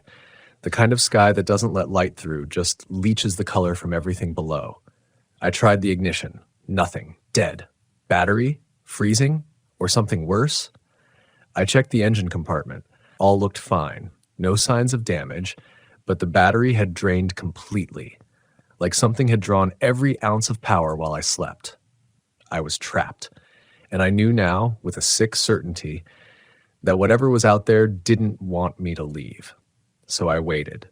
I ate a few mouthfuls of trail mix, drank some melted snow. I kept a journal, wrote notes to myself, time-stamped every sound I heard. I thought if I could just make it until morning again, the sun might break through. Maybe someone would come down the trail, maybe the weather would shift, but the forest didn't work that way. Not this part. Not anymore. By the third night, things began to unravel completely. That's when I saw it. Not a glimpse, not a shadow, a full view. It stood at the edge of the tree line just past where the firelight used to reach. Tall, gaunt, skin the color of frostbitten flesh. Antlers, massive and branching like the roots of a dead tree, rose from its skull. Its limbs were long, almost insect-like, with too many joints, and it moved with a jerked, unnatural rhythm. Not quite walking, more like gliding and stuttering forward as though time bent around its motion. But it was the eyes that undid me, not glowing, not red, just empty, deep sockets, hollow and hungry, like they were always looking inward. It didn't charge, it didn't growl, it just stood there, watching. I could feel it probing. Not physically, mentally, emotionally. It fed on fear. That much was clear. The more I trembled, the more it stirred. I stayed inside. Didn't move. Didn't blink. I started talking to myself, out loud, reciting names of old friends, places I loved, songs from when I was a kid. I did it to drown out the part of my mind that was unraveling, the part that was whispering, let it in, let it speak, let it take you. And still it stood there, waiting. I don't know how long it stayed there. An hour? 3? Time didn't work the same anymore. The days were just different shades of dusk, and the nights stretched into things that felt endless. I lost track. My only measure was the ticking of my own heartbeat, and even that felt wrong. Like it sped up when nothing happened and slowed down when the air turned cold for no reason. At some point, I must have passed out, not from sleep, from sheer emotional exhaustion. And when I opened my eyes again, the creature was gone. But the silence wasn't, the kind of silence that isn't peaceful. It's heavy, a silence that holds the shape of something missing, like whatever had stood there had left a hole in the air behind it. I got out of the van. I don't even know why I did it. Maybe it was desperation, maybe stupidity, or maybe something in me cracked and the part that cared about survival had gone offline. Either way, I stepped into the snow in just my boots and jacket, flare gun at my side, and started walking. No path, no compass, just a direction, away. I trudged past trees that all looked the same, past the bleached one I'd found before, only now there were three just like it, all stripped, all hollowed. A pattern. I passed an old sign half buried in snow. The metal was rusted, illegible. I scraped away the frost, two words faintly etched. Old Reserve. It wasn't on any map I'd checked, but something about it rang a bell. A story I'd read online months before, some hushed-up area of the Upper Peninsula, a wildlife reserve decommissioned in the 80s after several disappearances. Hunters who went missing, locals who spoke of the cold walkers. People who claimed to see movement in trees during blizzards, figures that didn't leave prints, that mimicked the voices of loved ones. At the time, I dismissed it. Campfire folklore. But now, walking alone in that same place, I realized they weren't making it up. It was real. I kept walking. Hours passed. I kept thinking I saw cabins between the trees, old roofs or lights in the distance, but when I got closer, they vanished. Trees again, shadows, snow. I knew the forest was toying with me, shifting like it had a will of its own, like I was inside something alive, and then I heard it again. My name. But this time, it wasn't just one voice, it was two. One sounded like my sister, the other, my father. They're both alive, hundreds of miles away, but the voices were perfect, the same cadence, the same tone, not echoes, exact replicas, and they were arguing, fighting over me, telling me different things. One begged me to run. The other whispered for me to stay. That's when I saw the cabin.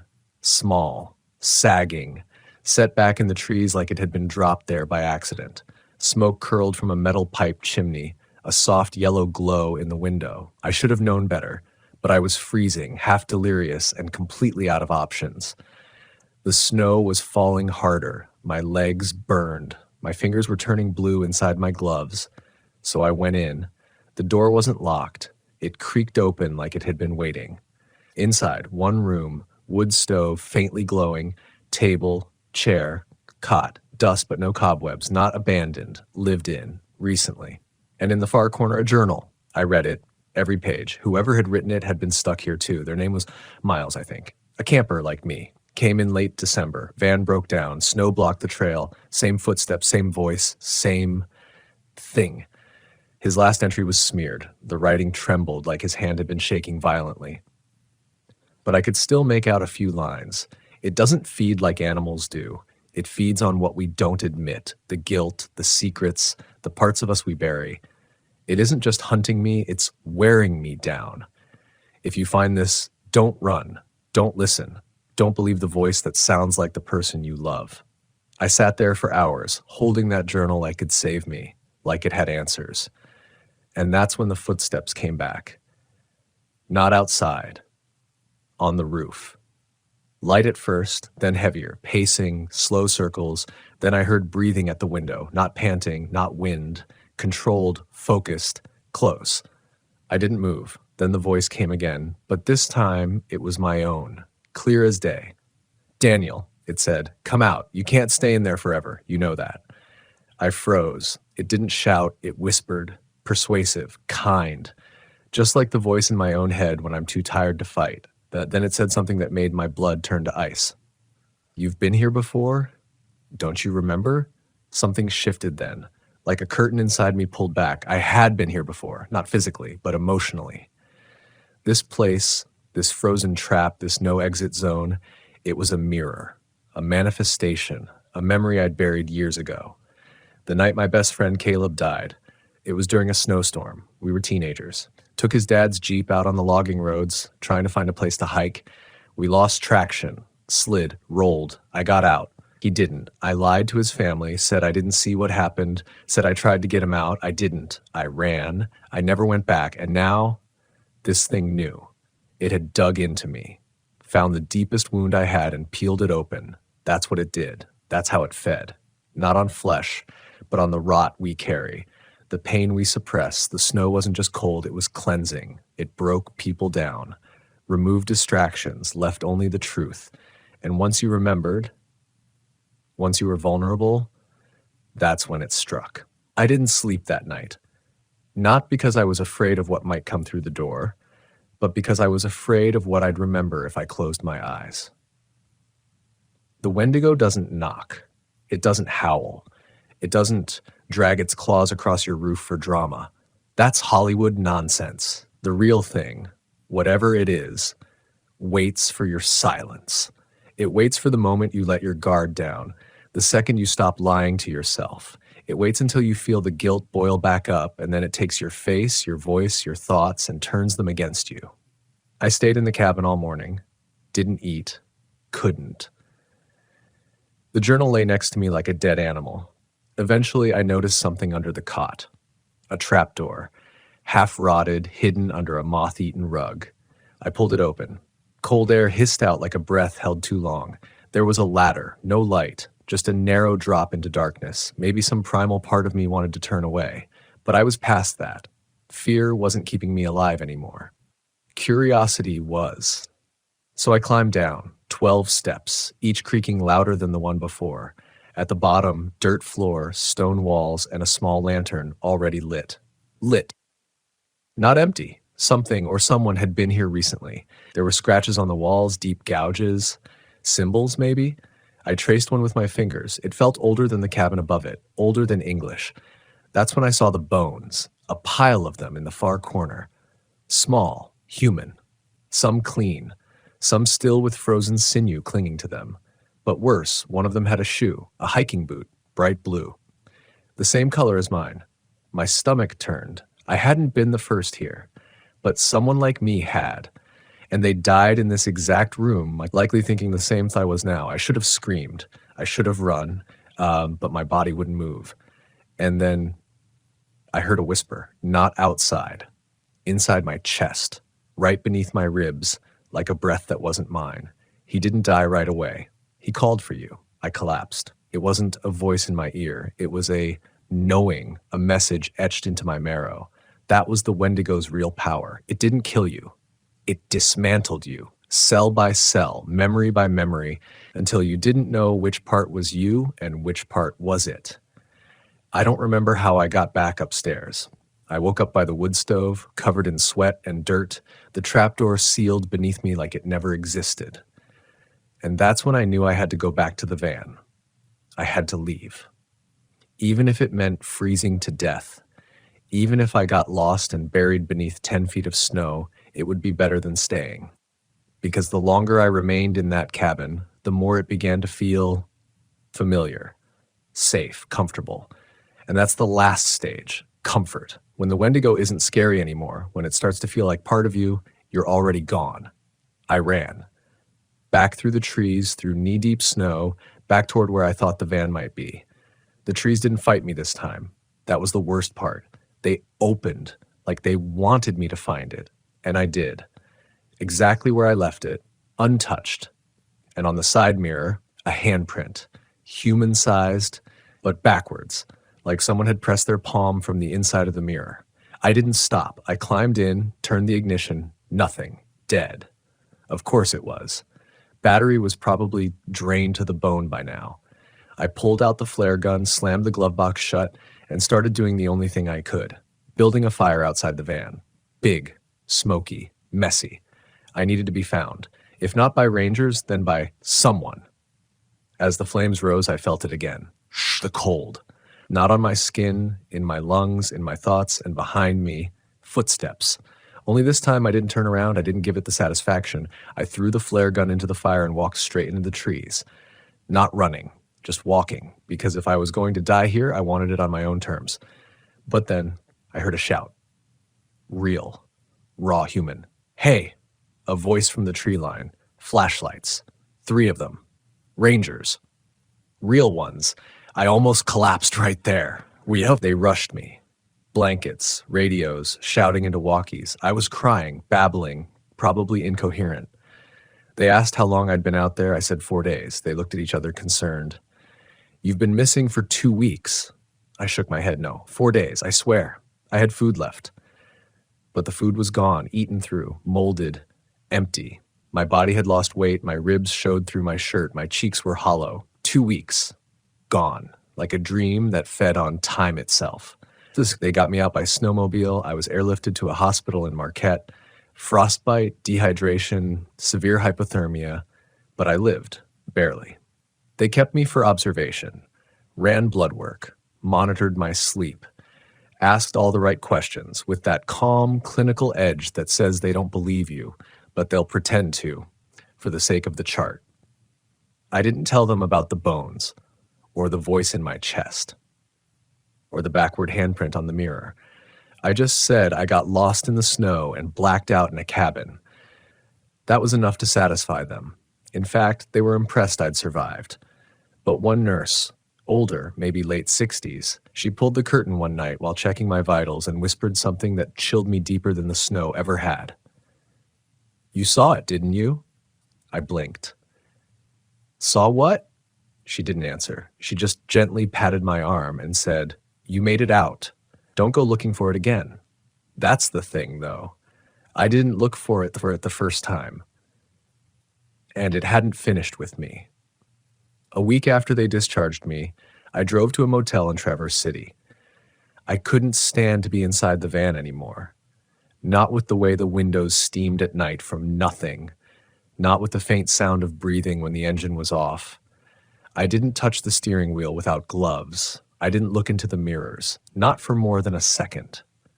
Every time I did, I caught something behind my eyes, something still traveling with me, not in the van, in me. And I knew if I didn't face it, it would eat its way through every part of me until I forgot who I was, or worse, remembered something that was never mine. So I did what I never wanted to do. I called my brother. We hadn't spoken in years. After our dad died, things just broke. I couldn't tell you why. It wasn't one fight. It was 100 small silences that became permanent. But he answered, and he didn't hesitate when I asked if I could come over. He lived up in the Upper Peninsula, Ironwood, right near the border, middle of nowhere, but warm, safe, human. When I arrived, he hugged me longer than I expected, and he didn't ask what happened. Not at first, but that night, we sat by his wood stove with a couple of beers, and I told him everything. The snow, the forest, the cabin, the trapdoor, the voice that lived where my lungs should be. And when I finished, he didn't laugh. He didn't call me crazy. He leaned forward and said, "That's what happened to Trevor." Trevor was our cousin. He'd gone missing 5 years ago while hiking solo near Munising. Everyone thought he fell through the ice or got caught in a storm. But there was no body, no sign of gear, just his journal, found weeks later in a hollow tree. They never told me what was in it, until now. My brother stood, pulled a box from the bookshelf and opened it. Inside, photos, letters, and a small mold-stained notebook. He handed it to me. Page 1. If you're reading this, I'm already dead, but something else is wearing my voice. My breath caught. Page after page, it was the same story. Slight differences. His cabin was smaller, his creature more shadow than flesh, but the rhythm was the same. The cold, the memory loss, the whisper that wasn't a sound. Trevor described it like this. It doesn't chase you. It waits, and when you break, when the guilt opens the door, it steps inside and never leaves. He ended the journal with a single line, "Don't follow the tracks. They're not yours." I didn't sleep that night either. But something shifted. For the first time since the forest, I felt like I wasn't alone, like I hadn't imagined the whole thing. There were others, other stories, other survivors, or at least witnesses. And that's when it clicked for me. This wasn't about escaping it. It was about outliving it. The Wendigo, whatever it really is, doesn't live in the woods. It lives in us, in our regret, our guilt, our inability to forgive ourselves for things we couldn't control. That's how it feeds. And once I understood that, the fear changed. It didn't vanish, but it became something I could walk beside.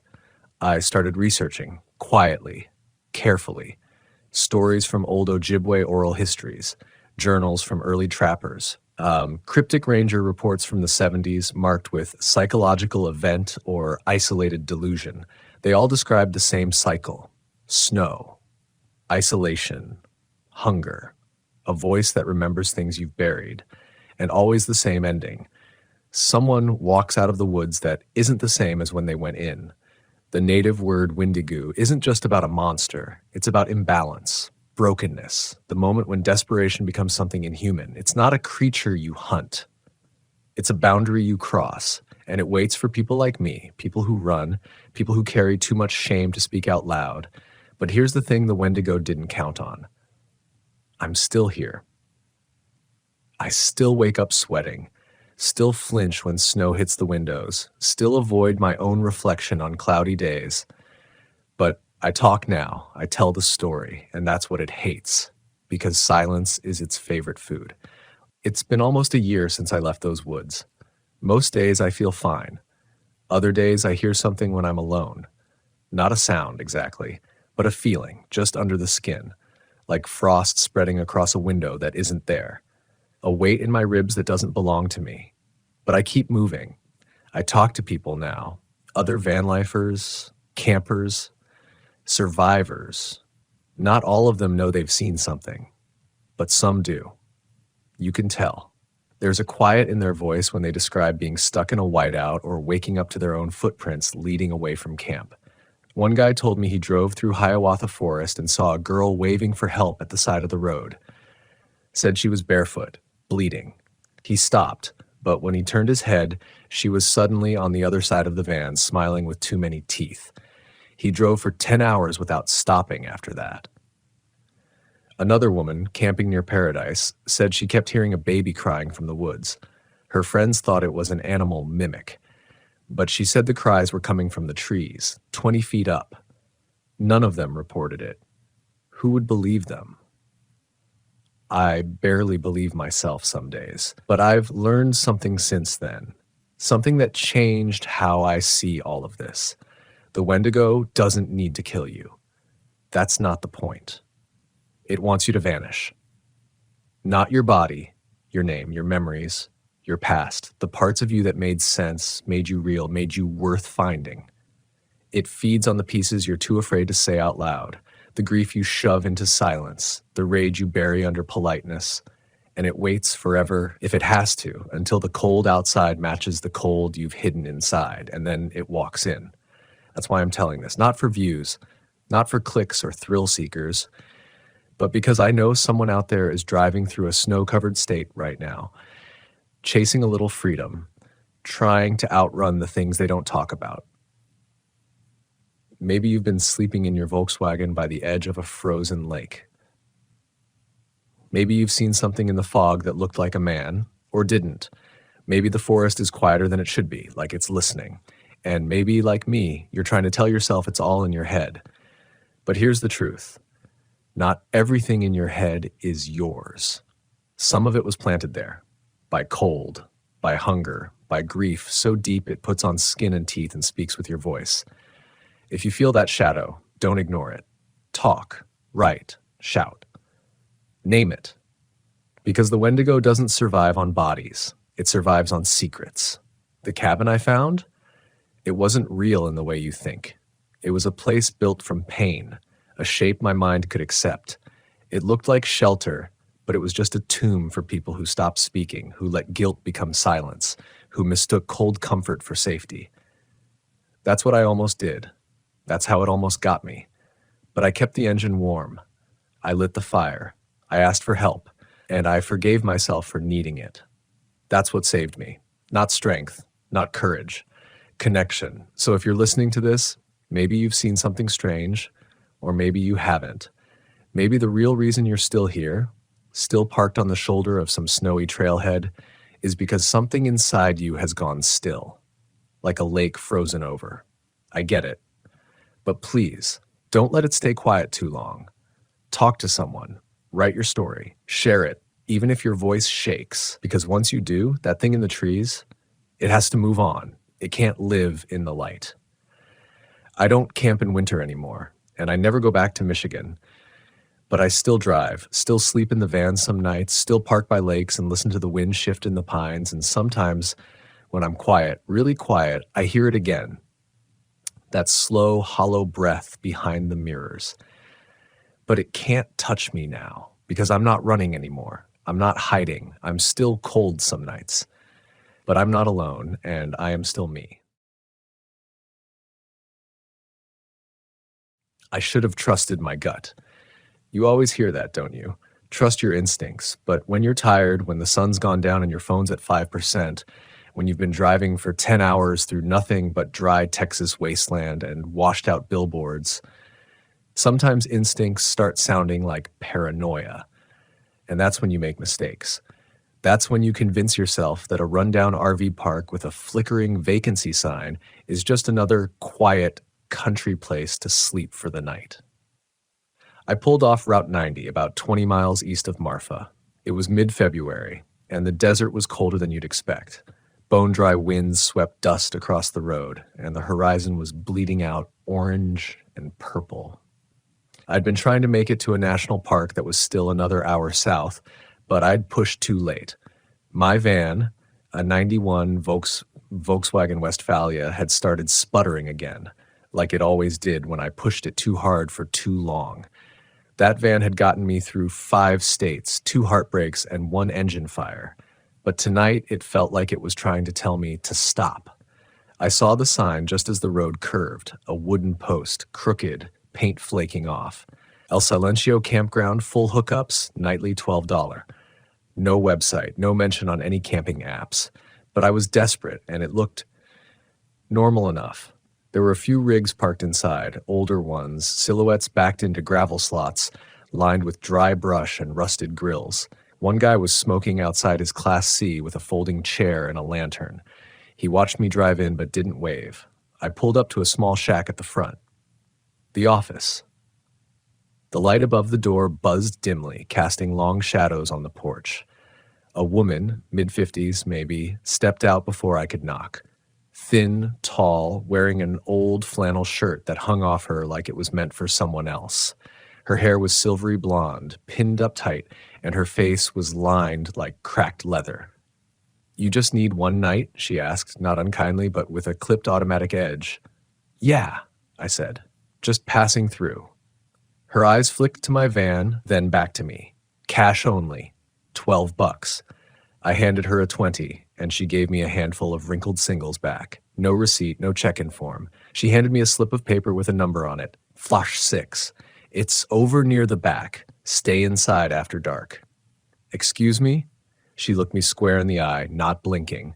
"Just don't wander around tonight. Some of the folks here like their privacy." I chuckled awkwardly, trying to lighten the mood.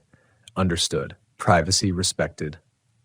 But she didn't laugh, just turned and went back into the shack, the screen door creaking behind her.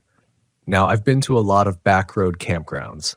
Some weird, some charmingly run down. But there was something about this place that didn't feel worn or rustic.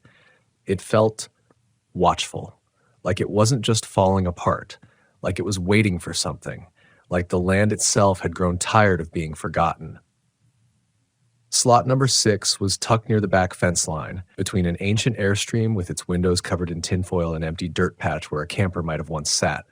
I backed in, hooked up power, and tried not to make eye contact with the guy in the Airstream, who I swear hadn't moved since I arrived. I didn't see a single light on inside his trailer. No dog, no radio, just stillness. By 8 p.m., the place had gone dead silent, and I mean silent. No wind. No coyotes, no rustling brush. Even my van's little fridge motor seemed reluctant to hum. I sat at my tiny fold-out table eating a cold sandwich, scrolling through saved maps and audiobooks, trying not to notice how unnatural that silence felt. Like everything outside my van had taken a breath in and just never let it out. Around 8:45, I started hearing it, a soft rhythm, faint at first, like tapping, but not random, measured, purposeful. I leaned forward, straining to hear better. Tap, tap, tap, pause. Then again. Tap, tap, tap. At first, I thought it was someone hammering in a tent stake or fixing something on their rig, but it didn't sound metallic. It was hollow, like knuckles on wood, and it seemed to come from somewhere near the front of the park, maybe the office.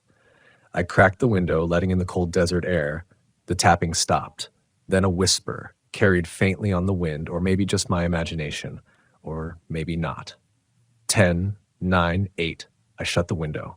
It was too weird, too deliberate. I told myself it could have been a radio, some local playing a recording. I even considered that the woman at the office had kids and they were just messing around. Anything to make it normal. But deep down, I knew better.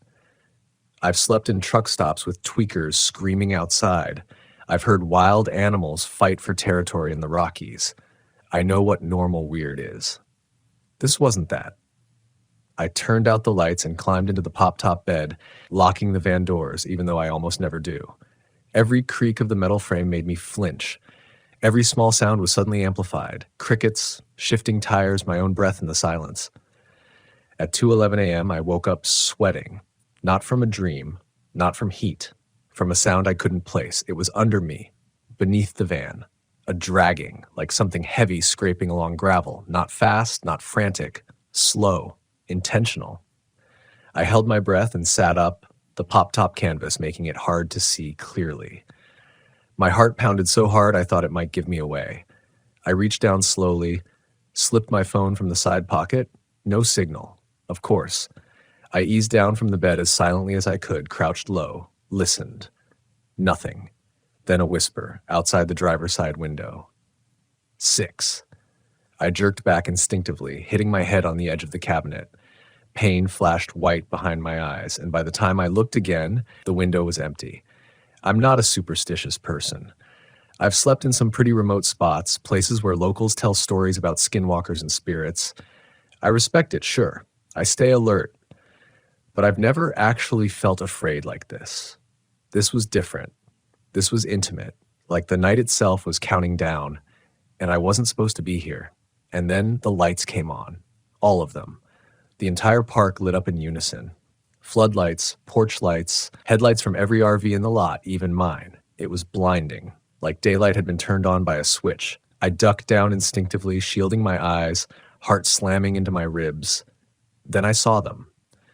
Figures, walking slowly between the RVs, dressed in black, robes, hoods, barefoot, moving in a circle through the gravel drive like a slow, silent procession. No music, no chanting, just that unbearable silence and their deliberate, rhythmic steps. And then I realized every RV door was open, except mine. I couldn't move. My breath caught somewhere between my throat and my chest. The glow from all the lights outside wrapped the van in this surreal haze, like I'd fallen into a dream where something was very, very wrong, but I couldn't wake up. My van was the only one with its door still shut. Everyone else's, those trailers, fifth wheels, campers, stood open like mouths in mid-scream. And the people, those silent figures, kept circling. No words, no acknowledgement. Just the scuff of bare feet on gravel and the swish of those thin, black robes brushing dry earth. I counted 7 of them, though a few were shorter, their movements more erratic, like they weren't quite in step. Children? I ducked down lower, barely breathing, my back pressed to the cold floor of the van. I couldn't tell if they'd seen me, but it didn't matter. I felt it, that deep, unnerving certainty. They already knew I was here. I reached for my keys. My hand trembled as I slid them from the small drawer by the sink. I didn't start the engine. Not yet. That would make noise. That would shatter the stillness and, I feared, trigger something I wasn't ready to face. I had to think. There was no cell signal, no Wi-Fi. No one knew I was here. I hadn't texted anyone since earlier that afternoon. I'd told myself I'd check in with my brother once I got to Big Bend. That had been the plan. But plans didn't mean anything now. Not in this place. Outside, the procession stopped, right in front of my van. I could hear their breathing, shallow even, close. One of them stepped forward. A woman, maybe, or at least small and slight under the robe. She bent slowly until her face was near level with the driver's side window, which was fogged from my own panicked breath. I stayed still, pressed into shadow, trying to will myself invisible. Her hand rose. Pale fingers, palp streaked with dirt. She placed her palm flat against the glass, and then she whispered so softly I almost missed it. 6, my slot number. She said it like a name. Then the others joined in. 666. over and over in perfect rhythm in voices that didn't sound quite human, too smooth, too synchronized. It was like a ritual. And I was the object, not a guest, not a camper, a target. Suddenly, all the lights went out. Every single bulb, pitch black, no fading, no flicker, just gone, like a switch flipped by something that didn't need wires or fuses. And with the darkness came the cold, sharp and immediate, like someone had opened a freezer door and shoved me in. I felt the temperature drop 10 degrees in an instant. I didn't wait. I leapt into the driver's seat, jammed the key into the ignition, and turned it. Nothing. Just a dry click. I tried again, heart pounding so hard I could hear it in my ears. Click, click. Then faintly from the front of the van. Not mechanical, not electrical. Vocal. A low, rising chant. Not in English, not in Spanish. Something older. Monotone. Alien. Wrong. I was shaking now, teeth chattering, sweat slick on the back of my neck. I threw my shoulder into the door, unlocked it manually, and burst out into the night, my boots hitting the gravel so hard I stumbled forward. The figures were gone. No sign of anyone. No footsteps, no whispers. Just the wind, returned now, howling like it had been held back and suddenly set free. I spun around, trying to see in the darkness. The other RVs were sealed tight, curtains drawn, lights off, no movement inside. I could feel eyes, though, watching, from inside, from somewhere else. I ran toward the front of the campground. The office shack. My breath came fast, visible in the cold, dry air. I hit the steps, pounded on the door, nothing. I tried the knob. Locked. I turned, searching for anything. Someone, some explanation. That's when I saw the path. A narrow trail leading from behind the shack, barely visible between the brush and the shadowed fence line. It looked recently walked, the dirt pressed flat by dozens of feet. I knew I should have stayed put, locked myself in the van, waited for daylight. But fear does something strange when it hits a certain pitch. It stops feeling like fear. It starts feeling like clarity. I had to know. I followed the path. It wound behind the campground and then down into a shallow dry wash, past dead trees and brittle cactus. The wind hissed through them like teeth grinding together. As I walked, I began to see them, symbols carved into the trees, marked in chalk on rocks. Circles, spirals, a triangle within a square. Some looked ancient, others looked fresh. Then I heard it. Music, a low droning hum like throat singing, carried on the wind, and a fire. Just beyond a ridge, I saw the flicker. Orange light dancing against the dirt walls of the wash. Shadows moved across it. Tall, robed figures, just like before. And something in the center. Something tied to a post. It was a man, stripped to the waist, arms bound, head hung forward. He didn't move. I couldn't tell if he was conscious or even alive. I dropped to my knees, hidden behind a ridge of brush. My body trembled, not from cold anymore, but from something deeper. A primal knowledge that I was witnessing something I was never meant to see. One of the robed figures raised a hand. The chanting stopped instantly. And then she turned. It was the woman from the office. Her face, now lit by firelight, looked different. Not younger, not older. Just less human. Eyes too wide, smile too still, skin stretched too thin across her bones. She spoke one word in a voice that echoed off the canyon walls like a bell dropped into a well. 6. And every hooded head turned, not toward the man tied to the post, but toward me. I didn't wait for them to move. The second those hollow eyes met mine across that fire-lit basin, I was gone, scrambling backward through the dust, tripping over roots, snagging my sleeve on jagged brush. My legs barely worked, rubbery and weak with adrenaline, but I forced them to move. Branches tore at my face as I crashed back up the trail toward the campground. The world felt skewed, like the angles didn't line up anymore, like the place itself was rejecting me, trying to twist and trap me in its geometry. Behind me came the chant again. Only this time it wasn't distant. It was coming after me, that humming tone, deep and wet and horrible, rising in tempo as feet pounded the trail. They weren't yelling, weren't screaming, just singing, their song filling the space between breaths and branches and the dark. I reached the edge of the campground just as the first of them crested the hill behind me. I didn't even look back. I ran straight for the van. It stood there, cold and silent, like a grave marker. I wrenched the door open, dove inside, and slammed it shut behind me. I locked every latch I could find, pulled the curtain over the windshield, and dropped to the floor, chest heaving, muscles screaming. The chanting stopped. Silence again. Too much silence. I waited. Seconds passed.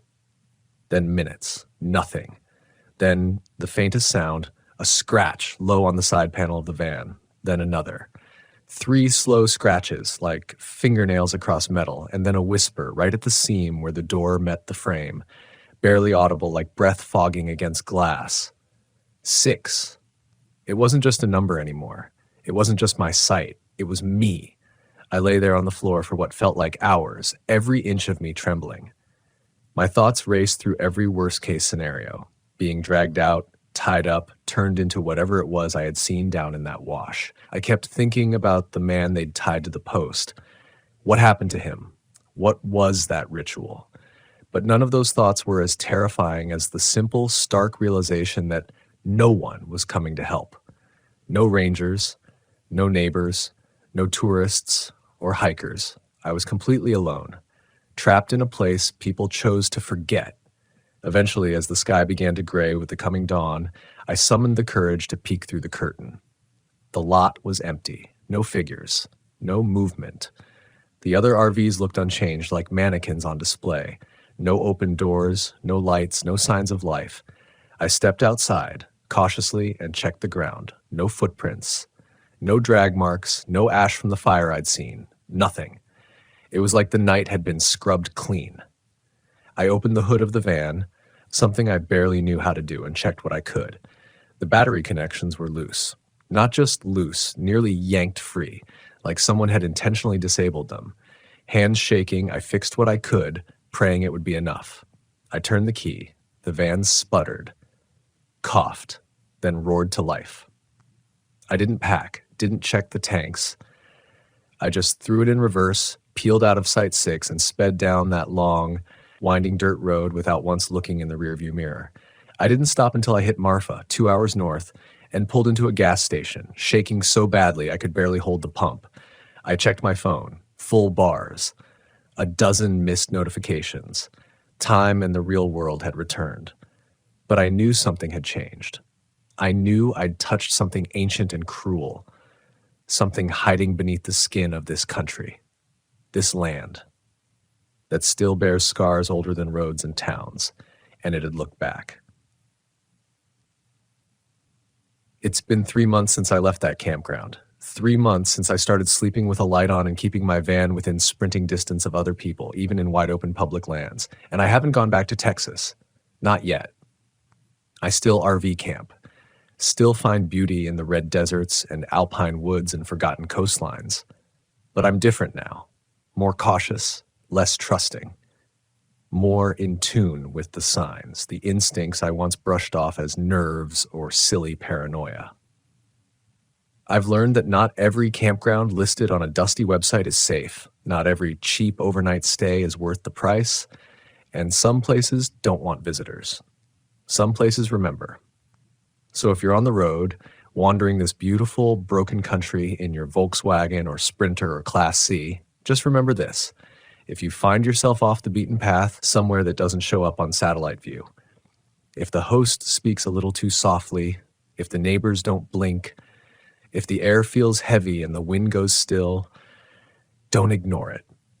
Because not every threat looks like a bear or a mountain lion. Some wear robes. Some smile too wide. Some say your number like it's already written into the dirt.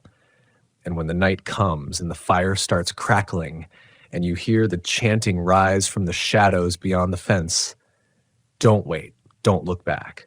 Because if they call your number, they're not calling you to check in. They're calling you home. I didn't believe the warnings at first. They came in as emails, handwritten letters, even a voicemail or two. At first, they felt like folklore, old campfire stories recycled through modern mouths. But they kept coming. People I'd never met, campers just like me, telling me the same thing again and again. Some places are wrong. I've been RV camping across the US for over a decade in my old Volkswagen Westphalia. I've slept beneath ancient redwoods, watched storms swallow the Badlands, driven through Mojave winds that felt like they could peel paint off steel. But this was different. This time I wasn't telling the story. This time I was following theirs. The last message came from a guy named Benji, mid-40s, teacher turned nomad, friendly voice, nervous. Said he'd been camping near a place called Black Hollow Ridge in southeastern Oklahoma. Said he saw something, heard things. Said it was the kind of place that doesn't want you to leave right in the head. And then he stopped responding. So I did what I always do. I drove out. I had no idea what I was walking into. I crossed into Oklahoma from the west, and almost immediately something felt off. The landscape turned from wide desert sky to dense, dark forest. The trees here leaned in strange ways, branches crossing like arms, trunks that looked like they'd been scorched decades ago and never healed. And the farther I got from the highway, the more the road narrowed into what felt like a forgotten path. Black Hollow Ridge wasn't on any of my official RV camping apps, but one of Benji's emails had dropped a pin on an old gravel lot near a dry creek bed. I figured it was a dispersed camping spot, free, quiet, off-grid. Those are usually my favorite. I pulled in just before dusk. The lot was empty. No other vans, no signs, just a tattered wooden fence around what might have once been a horse corral, now half swallowed by weeds and silence. I parked the van and stepped out. Silence. No birds, no wind, just a low pressure in the air like the woods were holding their breath. I shook it off. I'm not the type to scare easy. I got the van set up, popped the top, leveled it out, cracked a cold beer. I even sat out on the little fold-up chair I keep for stargazing. But there were no stars that night. The sky went dark too fast. A thick cloud layer moved in like ink spilling across the atmosphere. It was too quiet. No crickets, no owls, no rustling. Around 9 p.m., the first sound came. 3 knocks, not like woodpecker taps. Heavy, intentional. Knock, knock, knock. I froze. It came from behind the van. At first, I thought maybe someone else had pulled in, maybe a ranger. But when I stepped outside with my flashlight, there was nothing. Just trees, and a cold breeze that hadn't been there 5 minutes before. I walked around the van, slowly, light scanning between the trunks. Nothing. I called out, "Hello? Anyone out there?" My voice sounded too loud, unnatural in that quiet. I listened for a reply. None came. Just that growing weight in the air, that pressure like being underwater. I went back inside and locked the doors. I'm not a coward, but I'm not an idiot either. The knocks didn't come again, but something worse did. At 2:37 a.m., I woke to the sound of a voice. Not talking, not shouting, humming. A woman's voice, somewhere between the trees, humming something soft and slow, a lullaby. I sat straight up in the bed. I thought maybe my phone was playing something accidentally, so I reached for it. Dead. Black screen. Fully charged when I went to sleep. Then I thought maybe someone had pulled up and parked nearby, but the hum was moving, pacing, first to the left of the van, then behind it, then right next to the sliding door, low, wordless, like she was just on the other side. I didn't breathe, didn't move. Then, just as suddenly, it stopped. Silence again. I waited until dawn to open the curtain. Nothing outside but mist, thick, white, curling mist.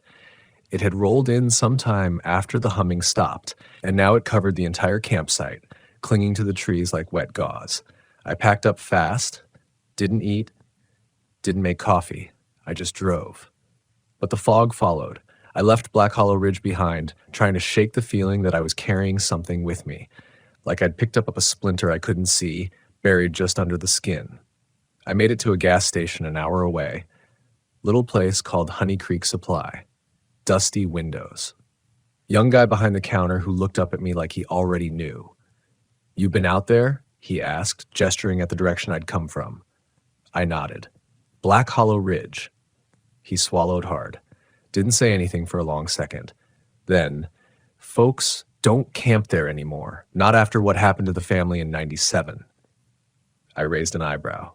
He looked around like he didn't want anyone to hear him say it. 3 of them. Mom, dad, daughter disappeared, left the van behind, doors wide open, no tracks, no signs of struggle, just gone. I asked if they ever found them. He shook his head. Only the girl's bracelet, hung up in a tree, 40 feet off the ground.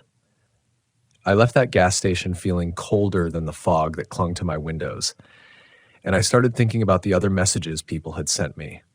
Other dangerous spots, other places campers warned me to avoid.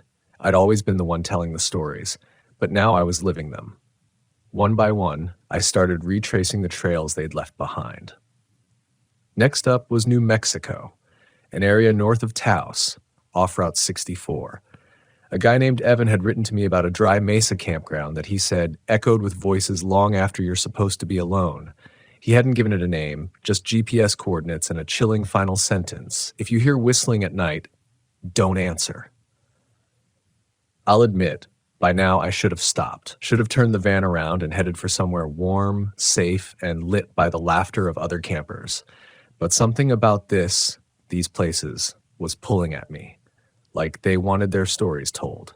So I turned east, chasing another voice in the dark. I made it to the mesa by late afternoon. The road getting there was brutal. Rutted dirt washed out in places, thick with red dust that hung in the air behind my van like smoke. My GPS glitched 3 times, freezing for seconds at a time before blinking back on. Each time, the coordinates Evan had given me flickered, like the spot didn't want to be pinned down. The mesa itself was flat and wide, scattered with low scrub brush and jagged boulders that looked melted by time. A single weathered picnic table sat crooked beneath a dead juniper, and that was it. No bathrooms, no signposts, no fire rings, just silence and wind. Always the wind. It scraped against the side of the van as I parked, high and thin like a whisper through teeth. Cold for late spring, and it carried a smell that took me a minute to place, burnt hair and metal. Faint, but there. I stepped out to stretch my legs, hoping maybe I was imagining it, hoping maybe Evan had been exaggerating. But then I noticed something strange in the dust around the site. Footprints. Just one set. No tread marks, no second pair. Small, barefoot. They circled the table, then led off toward the edge of the mesa where the land dropped off into a long, empty gorge. I followed them for a few paces until the wind picked up hard and fast, almost pushing me back like it didn't want me going further. I turned around, set up camp fast, kept the van door unlocked, but stayed inside. That night, I didn't cook, didn't write in my journal. I sat in the driver's seat, eyes flicking between the side mirrors, ears tuned to every scrape of the wind, every creak of the van's metal frame, and around midnight, the whistling started. Soft at first, like someone trying not to be heard. Then louder. Not a tune, not a melody, just 2 notes, rising and falling. Ooh, ooh, from the south side of the mesa, then again, from the east. Then behind me. 3 directions, 3 different sources, the same whistle. I didn't move. I didn't look. Evan's words came back to me in sharp clarity. If you hear whistling at night, don't answer. But then something happened that made my skin crawl. The van's passenger door handle moved, just a jiggle. 1, maybe 2 inches, like someone testing it, not yanking. Not breaking in, just checking. My heart slammed against my ribs. I grabbed the flashlight from the glove box and clicked it on, swung it toward the window. Nothing. Then the whistling stopped, all at once, dead silence, the kind that makes your ears ring. I stayed up the rest of the night, hand wrapped around my keys, backpack ready to go, eyes bloodshot and dry from not blinking enough. When the sun finally crested the far edge of the mesa, it lit up the world in pale gold. The wind calmed. The van felt lighter, like something had stepped off of it. I got out, needing to stretch, needing to breathe, needing to see that nothing was out there. The dust was smooth now, no footprints. But hanging from the dead juniper over the picnic table was something that hadn't been there the night before. A charm bracelet, old, rusted, handmade, little bones tied together with string, animal bones maybe. I didn't touch it, didn't take a picture, just left. By the time I reached the highway, I was shaking. I pulled over at the first rest stop and opened my laptop. Started rereading the dozens of emails readers had sent me, some from people I knew by name, others anonymous. Some even typed and printed, then scanned and sent like they were scared of being traced. I started to see the pattern. Every one of them had mentioned something left behind. A humming voice, a bracelet, a whistle, a touch on the window. Every one of them had felt it, the presence. I thought I could handle it. I'd been to creepy spots before. I'd heard coyotes scream like people, seen lightning strike so close it turned sand to glass. But this was different. These places weren't just strange. They were aware. They watched. They responded. They remembered. I planned my next trip with more caution. I drove east again, toward the Appalachians. Another reader, this one named Claire, had written about a campground that doesn't show up unless you're supposed to find it. Said it was somewhere near the Tennessee-North Carolina border. A bend in the road where the trees close in and suddenly you're just there. She called it Birch Hollow, said she'd driven past the spot 3 times before it finally revealed itself. Said she never went back. I thought maybe I could catch a glimpse, confirm it wasn't real, cross it off the list. But on the 4th day of driving along those winding, forested roads, I saw it. I wasn't looking for it at the time, just trying to find a spot to pull off and make lunch. But the trees opened in just the right way, and there it was. A hand-carved sign, hanging crooked off a rusted chain. Birch Hollow, campground number 3. I didn't remember seeing campgrounds 1 or 2. Didn't matter. My hands turned the wheel without me thinking. I pulled in. The dirt road twisted downward fast, shaded in thick birch and hickory. The sunlight filtered in green and gold, but dim, like it was later in the day than it should have been. The road narrowed, then widened. A clearing opened in front of me, and just like that, I was inside Birch Hollow. There were 4 fire rings, perfectly spaced, each with stone benches. A creek ran through the far edge of the site. It looked like a photo from an old Boy Scout catalog. Too perfect. That's when I noticed the birds, or rather, the lack of them. No bird song. Just the quiet rush of the creek and the strange electric buzz that comes when you're being watched. Still, I parked. I couldn't help it. Some part of me needed to see what Claire had seen. I stepped out of the van and immediately felt the air shift. Heavier somehow. Like it clung to my clothes and lungs a little longer than it should have. The trees surrounding the campground weren't that tall, but they leaned in close, their bark pale and smooth like skin stretched over bones. Every leaf seemed to hang still, like even the wind didn't want to disturb this place. I walked the perimeter. No tire tracks in the soft dirt but mine. No fresh ashes in the fire pits, no insects buzzing around the creek.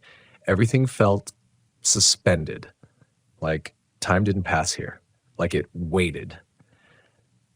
I should have gotten back in the van, but I didn't.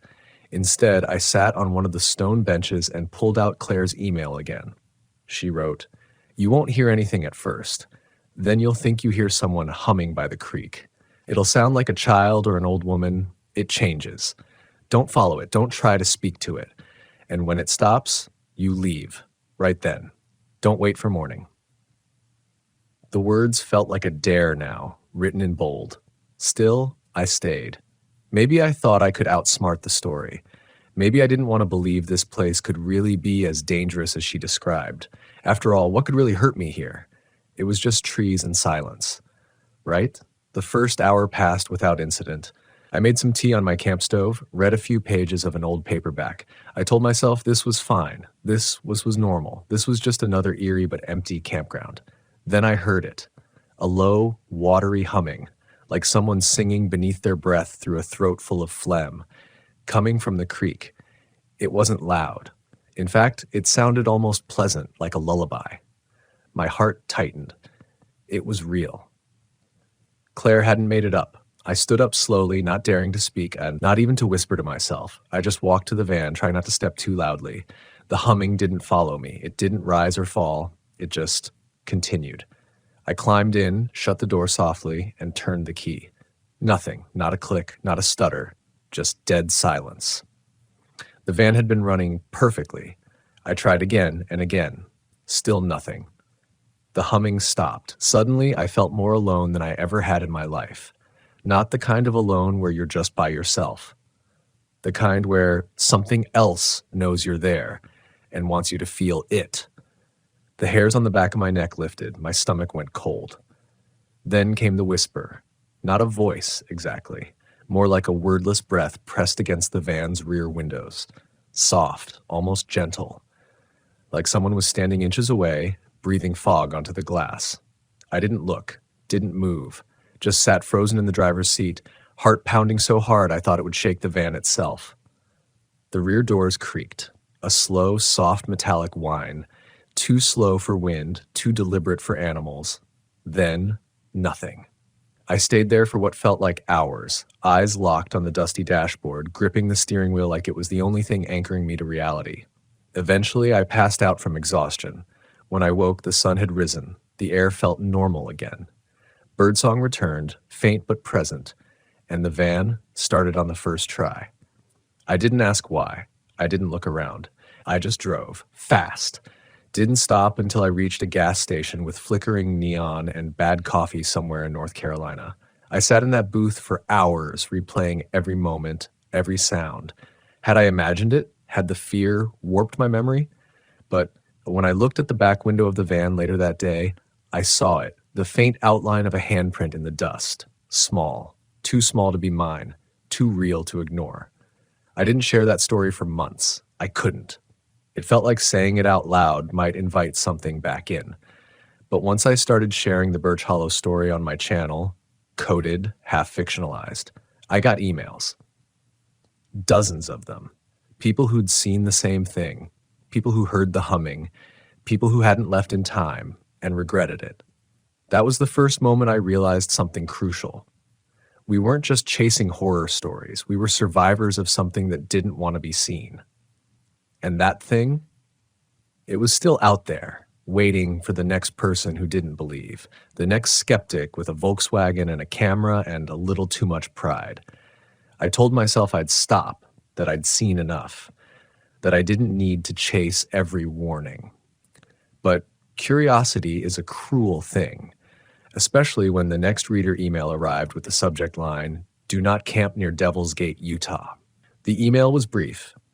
No greeting, no name, no signature, just this. Do not camp near Devil's Gate, not even to look. If you pass through central Utah, take the long way around. I made the mistake of sleeping there once. I haven't dreamed right since. Attached was a single photo. It showed a twisted rock formation, sharp and arched, like a natural spire hollowed by wind and time, creating a narrow stone gate that rose from the earth like a pair of broken wings. The sky behind it was storm dark, even though the sun appeared to be shining. The land around it looked lifeless, not dry, not dead, just absent, as if color had leached from the ground itself. I wish I could say I heeded the warning, but that photo haunted me. It didn't just raise curiosity, it called something deeper, a need to see it for myself, to prove it was just a trick of light, a rock, a ghost story wrapped in someone else's trauma. The next week, I adjusted my route through Utah.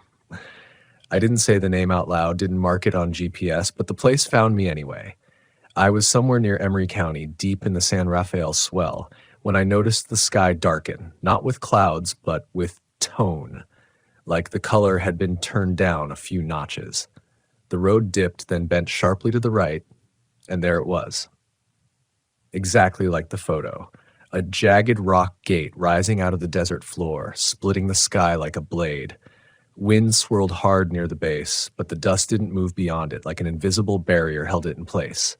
I didn't want to get closer, but something pushed me forward. Not physically, just enough inside my mind to make hesitation feel foolish. There was a narrow turnout just ahead. I pulled over, engine idling. I could see the gate clearly from here. The rock looked wrong. Not just old, not just weathered.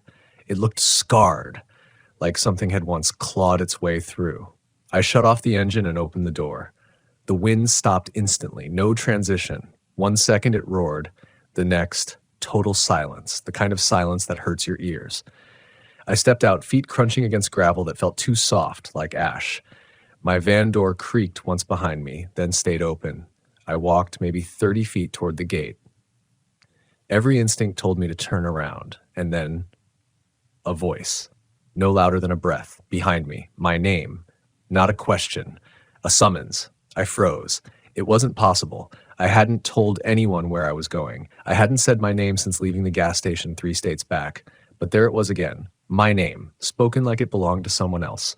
I turned slowly, expecting to see nothing, but what I saw still claws at the edge of my memory. A figure. Not far, maybe 20 feet behind the van, not moving, not breathing, wrapped in something like cloth but not fabric, something old, tight like wet leather left to dry.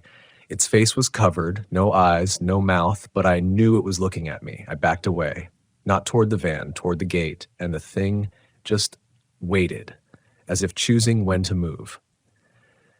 Then, without warning, it tilted its head a full 90 degrees, like it was listening to something I couldn't hear. And in the exact moment it tilted, the wind came back. So hard it slammed the van door shut behind me. I ran. I didn't care that the thing didn't move. I didn't care that I was running toward Devil's Gate. I just ran away from it. The ground near the arch dipped suddenly. I stumbled, hit my knees, cut my palms on something brittle and sharp. Small animal bones littering the trail like gravel. Some snapped under my hands. I gagged, the smell hitting me now, thick like rot and salt and old sweat. Then the sound, a scream. Not human, but not entirely inhuman either. It came from the gate, long, deep, and below me, as if the stone was a mouth, and I'd just woken it up. I crawled backward, tripping over bones, slipping in dust. That figure? Gone. Just vanished.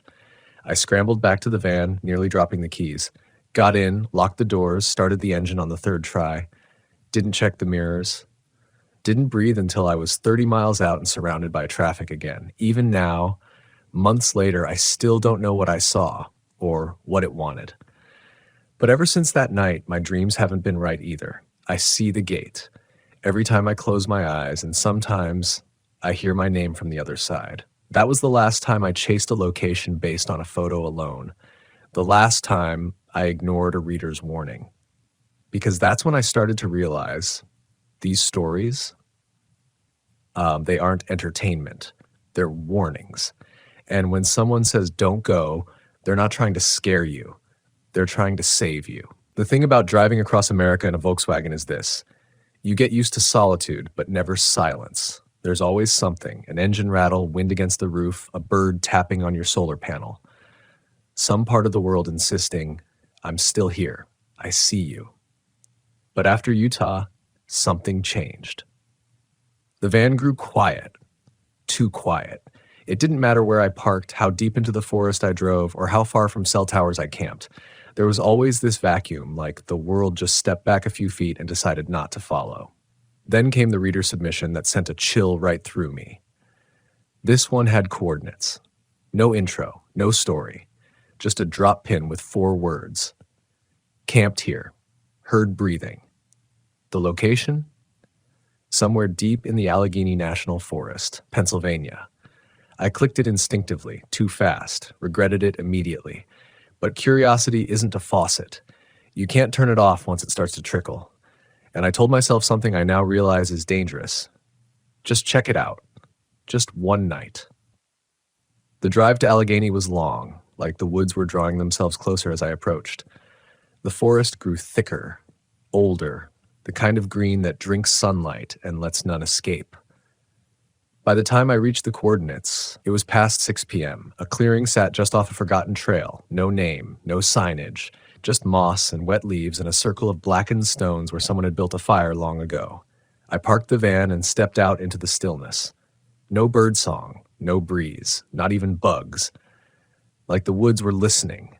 And then the smell.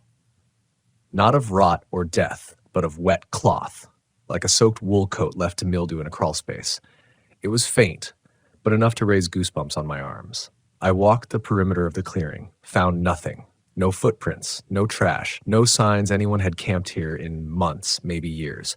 I almost left, but I told myself again that I was just being paranoid, that the stillness was normal, that the forest was just big and I was just small, and that was fine. I should have known better. That night, I locked the van, shut every window, turned off every light, and laid back, staring up at the ceiling. I didn't sleep. Because right around midnight, I heard it. Not a scream, not footsteps, not humming. Breathing. Deep, raspy breathing. Not outside the van. Inside. I bolted upright, held my own breath. The sound didn't stop. It came from behind the cabinets, slow and shallow, like someone half asleep. Then I remembered something I hadn't thought about in weeks. Something from Devil's Gate. When I tripped in the bone field, I'd opened a gash in my hand. I'd cleaned it, bandaged it. But what if something hitched a ride? What if it followed me back? I reached for my flashlight and clicked it on. No batteries. Dead. Even though I'd replaced them that morning. I turned the van's ignition. Nothing. Again. Nothing. And all the while, the breathing continued. It grew faster. Not louder. Just more urgent. Like it knew I was awake. I grabbed my pocket knife, crawled toward the back of the van, and flung open the rear doors. Moonlight spilled in. Empty. Completely empty. But the breathing hadn't come from outside. It was still inside. I turned slowly, scanning every corner. And there, behind the passenger seat, a handprint, smeared against the inside of the windshield, like someone had tried to climb back out, but hadn't made it. I stared at it, frozen. It wasn't big, about the size of a child's hand, but the fingers were wrong, too long. The spacing, off. And each fingertip left a trail of something oily, like sweat and soot. I don't know how long I stayed there, staring at that print, but eventually the breathing stopped. The air felt lighter. The woods seemed to exhale, and just like that, the van started. No warning, no struggle, just a smooth ignition, like nothing had ever gone wrong. I didn't sleep that night, didn't stop driving until I was halfway through Ohio.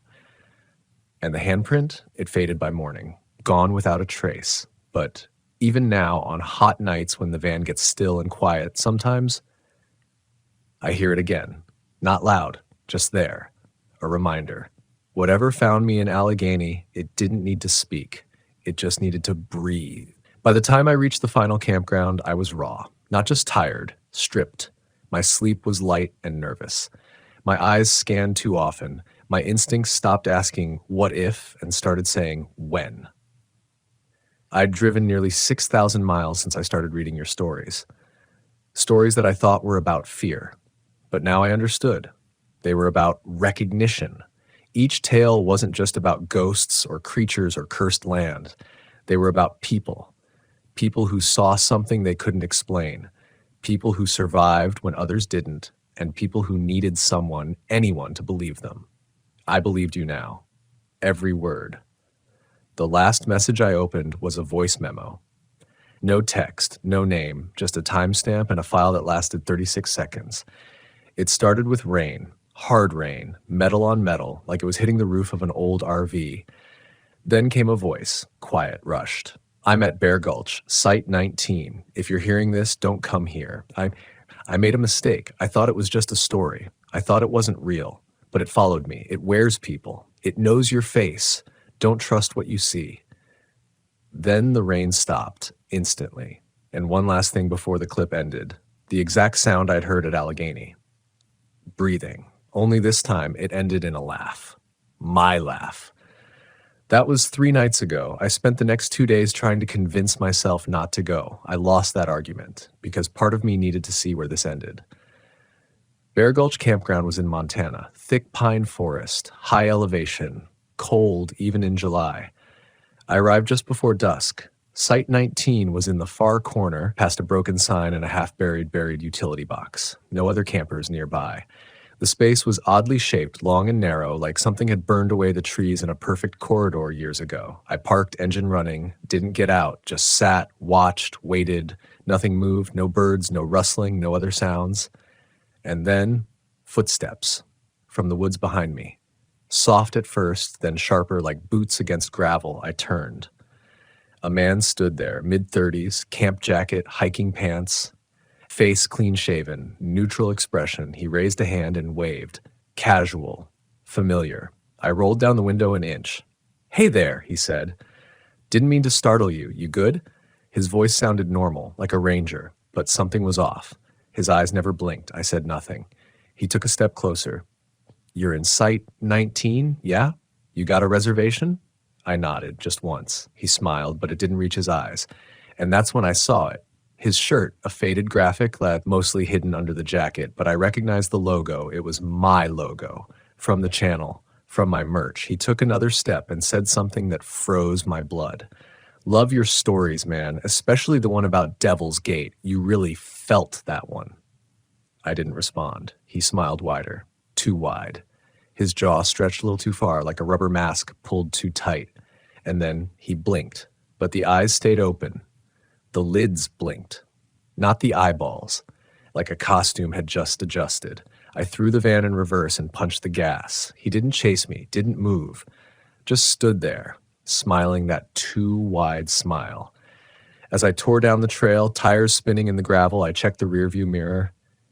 He was gone, vanished between one breath and the next. I didn't stop until I hit the highway. Didn't sleep that night. Didn't stop hearing my own voice in that recording. Didn't stop seeing my face on someone else's body. I've learned a lot on this road. Not just about fear, but about what fear teaches us. It's not there to stop us from living. It's there to help us recognize danger when no one else does. These stories, they're not warnings about places. They're warnings about patterns, about the way evil moves. Quiet, patient, adaptive. Sometimes it's a sound, a scent, a memory. Sometimes it looks like you. Sometimes it is you. But always, always it wears something familiar to make you feel safe. So you'll let it in. So you'll stop trusting yourself. So you'll sleep just one night too long in one place too wrong. I left that campground and haven't gone back, but I still hear it sometimes, my voice, in other people's mouths at other campsites, like something is still telling my story without me. But here's the thing that matters most. I'm still me, because I believed you, because I listened, and because I finally understood. Fear is the map. And your stories, they're the compass. They don't just show us where not to go. They show us how to survive when we get there anyway. So keep sending them. Keep writing. Keep warning. Because someone somewhere is about to make the same mistake, and your voice may be the only thing that brings them back. I never thought I'd be the kind of person who questioned their own memory. I've always been the type who remembers the little things. Dates, scents, odd looks from strangers in grocery stores. You don't spend 5 years living alone in a Volkswagen Westphalia, roaming the back roads of America, and not learn to trust your senses. But what happened to me in the Badlands? It changed that. It made me doubt everything. What I saw, what I felt, even the people I trusted most. It started in late September, the kind of fall that creeps in overnight, smearing the last traces of summer with thin layers of frost. I was headed toward South Dakota after spending the summer hopping between national forests in Montana. The solitude had been good for me, cleansing in a way. I'd spent years trying to outrun something I couldn't name. Grief, maybe, or regret. Probably both. But the wind in my hair, the sun on my face, the constant rumble of the old van beneath me, it helped me forget for a while. When I pulled into the Badlands National Park, I was running low on gas, patience, and food. I didn't plan to stay long. I just needed a place to park for the night and maybe take a short hike in the morning before heading east. I had heard the Badlands were beautiful, strange, and haunting. Endless layers of eroded rock and prairie, cut deep by time and wind. But that night, as I set up camp at Sage Creek Campground, I felt something I hadn't felt all summer. It wasn't quite fear. Not yet. Just a sliver of unease, like something behind me was watching. Something I couldn't see.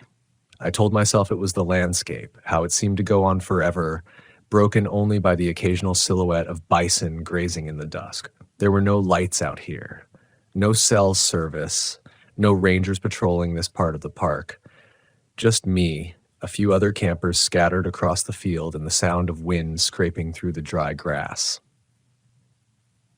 I met a couple that night, Maya and Ian. They were in their early 30s, traveling in a newer Class B RV that looked like a spaceship next to my rusted-out Westie. Nice people. Maya offered me half a bottle of red wine while we stood watching the last light fade from the sky. We talked about the road, the things we'd seen, the places we wanted to go. Ian mentioned how they'd camped here once before, about a year ago, and how it felt off back then, too. "Something's just weird about this place at night," he said, scanning the ridgeline. "We saw lights last time, strange ones." I asked what kind of lights. Planes? Satellites? Campfires? He shook his head. No, they weren't like that. These were low to the ground, moving in unnatural ways. Blue, mostly, sometimes white. Maya looked visibly uncomfortable and changed the subject. We laughed a little too hard at a dumb joke I made about alien cowboys, but I remember thinking, he's not joking, not completely. And I remember how she wouldn't meet my eyes after that. I went back to my van around 10. The stars were brighter than I'd seen in months, bursting out across the sky like shattered glass. I left the curtains open, hoping to fall asleep under them, but sometime around midnight I woke up freezing, even though I'd bundled up and shut all the windows. Then I saw it, faint through the back window. A light, not a star, not a headlamp. A slow-moving pale blue orb hovering maybe 10 feet off the ground, just past the nearest hill. At first, I thought I was dreaming. I didn't move, just stared. It was completely silent, and then, just as suddenly, it blinked out. I must have fallen asleep again because I don't remember anything else until morning, except when I got up, there was something on my neck. A mark. Small, like a puncture or a burn. Not painful, just there. 2 perfect circles, almost like snake bites, but smaller, too small. I checked the sheets, the mattress, the whole van. No bugs, no spiders. I tried to convince myself I'd leaned into something sharp the day before and hadn't noticed. But the symmetry of the marks bothered me. They didn't look accidental. They looked intentional. Maya and Ian were gone when I went to look for them. Their campsite was empty. No trash, no gear, no tire tracks. Just grass pressed flat where their van had been. Like they'd vanished. I figured maybe they left early. I didn't think much of it at the time. Plenty of folks pack up before dawn. Still, something nagged at me, like I should have heard their engine or at least a door slam. I didn't plan to stay another night. But when I turned the key in my ignition, the van didn't start. Not even a sputter. Battery was fine, gas tank full, no blown fuses, no explanation. That's when I noticed the smell. Not gasoline, not oil, something faintly metallic. Ozone and copper, like blood and burned air. It was coming from inside the van, but I couldn't find the source. I spent all day tearing through wires, crawling underneath, checking every system I could think of. Nothing. I tried to flag down another camper for help, but the few people I saw kept their distance. Eyes down, avoidant, like they knew something I didn't. That night, the lights came back. I was sitting outside, wrapped in a blanket, staring up at the stars, when I saw the first one. Then another. They moved like fish beneath the surface of a pond. Graceful, gliding, deliberate. Not fast, not chaotic, like they were looking for something. Or someone. One hovered near my van. I didn't breathe. I didn't move. It hovered for what felt like forever. Then it began to pulse. Not strobe, pulse. Slow and rhythmic like a heartbeat. My chest tightened, my ears rang. I thought maybe I was having a panic attack, but my body wouldn't move, wouldn't respond, like I was frozen from the inside out. Then, nothing. Just black. I woke up the next morning on the ground outside my van, curled up next to the fire pit. The fire had burned out hours ago. I was covered in dust and dirt. My limbs ached. My head throbbed like I'd been drinking for a week straight, and the marks, there were more of them. This time, not just on my neck, on my wrists, my back. Perfect circles, always in pairs, some big, some smaller. No blood, no bruises, just impressions, like something had pressed into me, something with purpose, something that didn't want me to remember. I didn't scream. That was the strangest part. No panic, no racing through the campsite, yelling for help. I just stood there next to the cold fire pit, barefoot in the dirt, staring down at the marks on my arms, feeling blank, as if my mind hadn't caught up to what my body already knew. Something had happened, something real, and I wasn't ready to remember it yet. The van still wouldn't start. I sat inside it for over an hour that morning, Key in the ignition, hands trembling, eyes darting to the rearview mirror like I expected something to appear behind me. I don't even know what I was waiting for. A person? A shadow? The light? There was a pounding inside my skull. Not pain exactly, but a pressure, like something wanted out, or wanted in. And then I heard it. A low-frequency hum, barely audible. Like a power line buzzing in the distance, except it was all around me. In the van, in the air, in my bones. I opened the door, staggered out into the field, and the hum disappeared instantly. Gone, like it had never been there. I stumbled toward the small wooden signpost that marked the camp's entrance. My mouth was dry. My hands were numb. Something was deeply wrong. And not just with me. That's when I saw the ranger's truck. It was parked just outside the campground boundary, near the service road that leads into the deeper parts of the Badlands.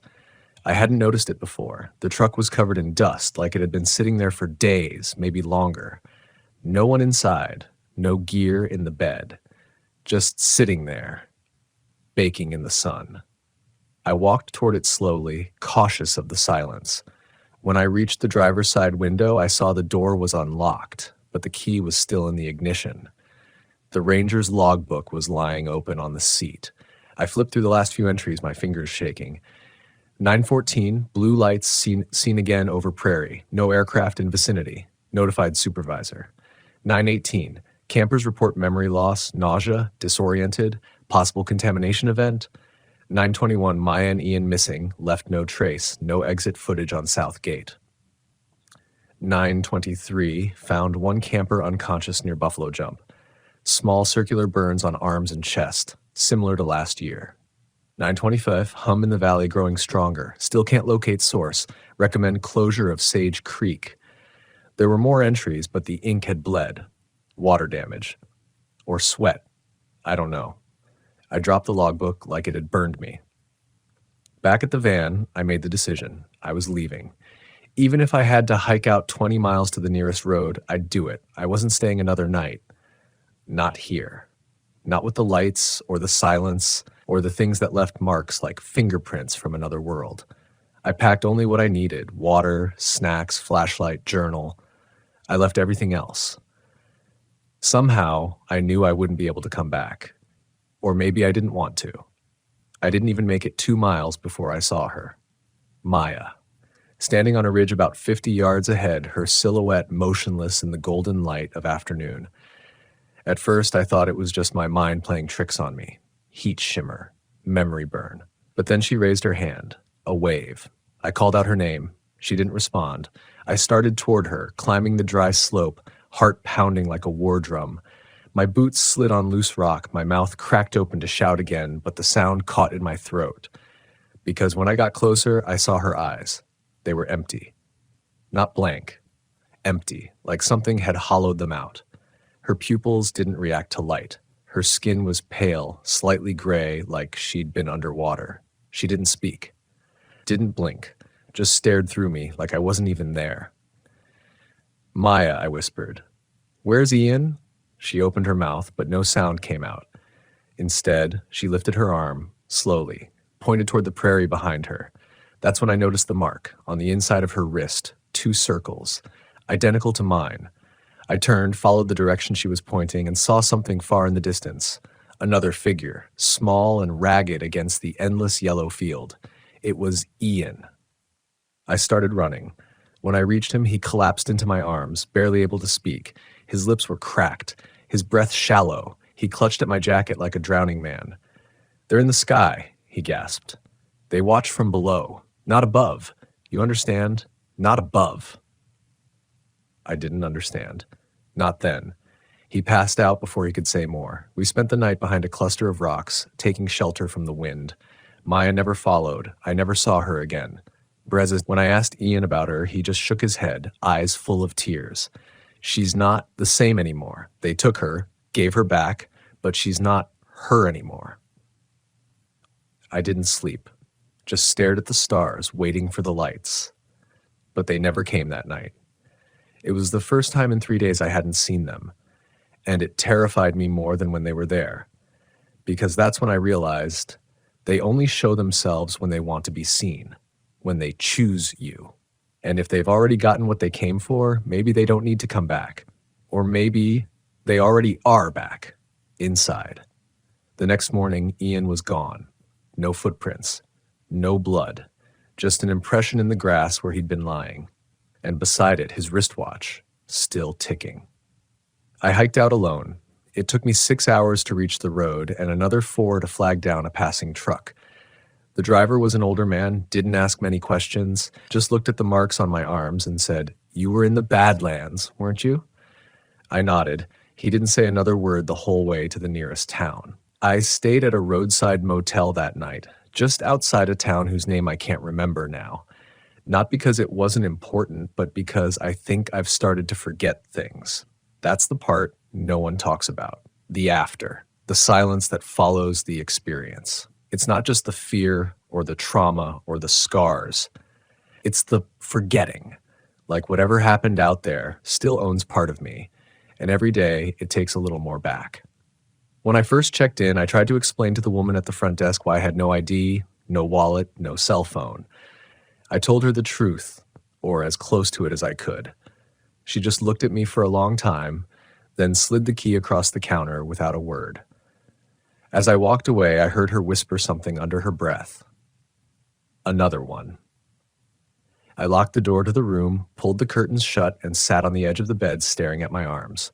The marks were still there. Not scabs, not bruises, just clean, perfect circles. Smooth as glass, cool to the touch. Like they didn't belong to my body at all. That night, I had a dream. Or I think it was a dream. I was back in the van, except it wasn't the van. The walls were too curved. Everything was too bright, too silent. There was no sound, no smell, no sensation of weight or gravity. I floated. I waited. Then came the lights. Not outside. Inside me.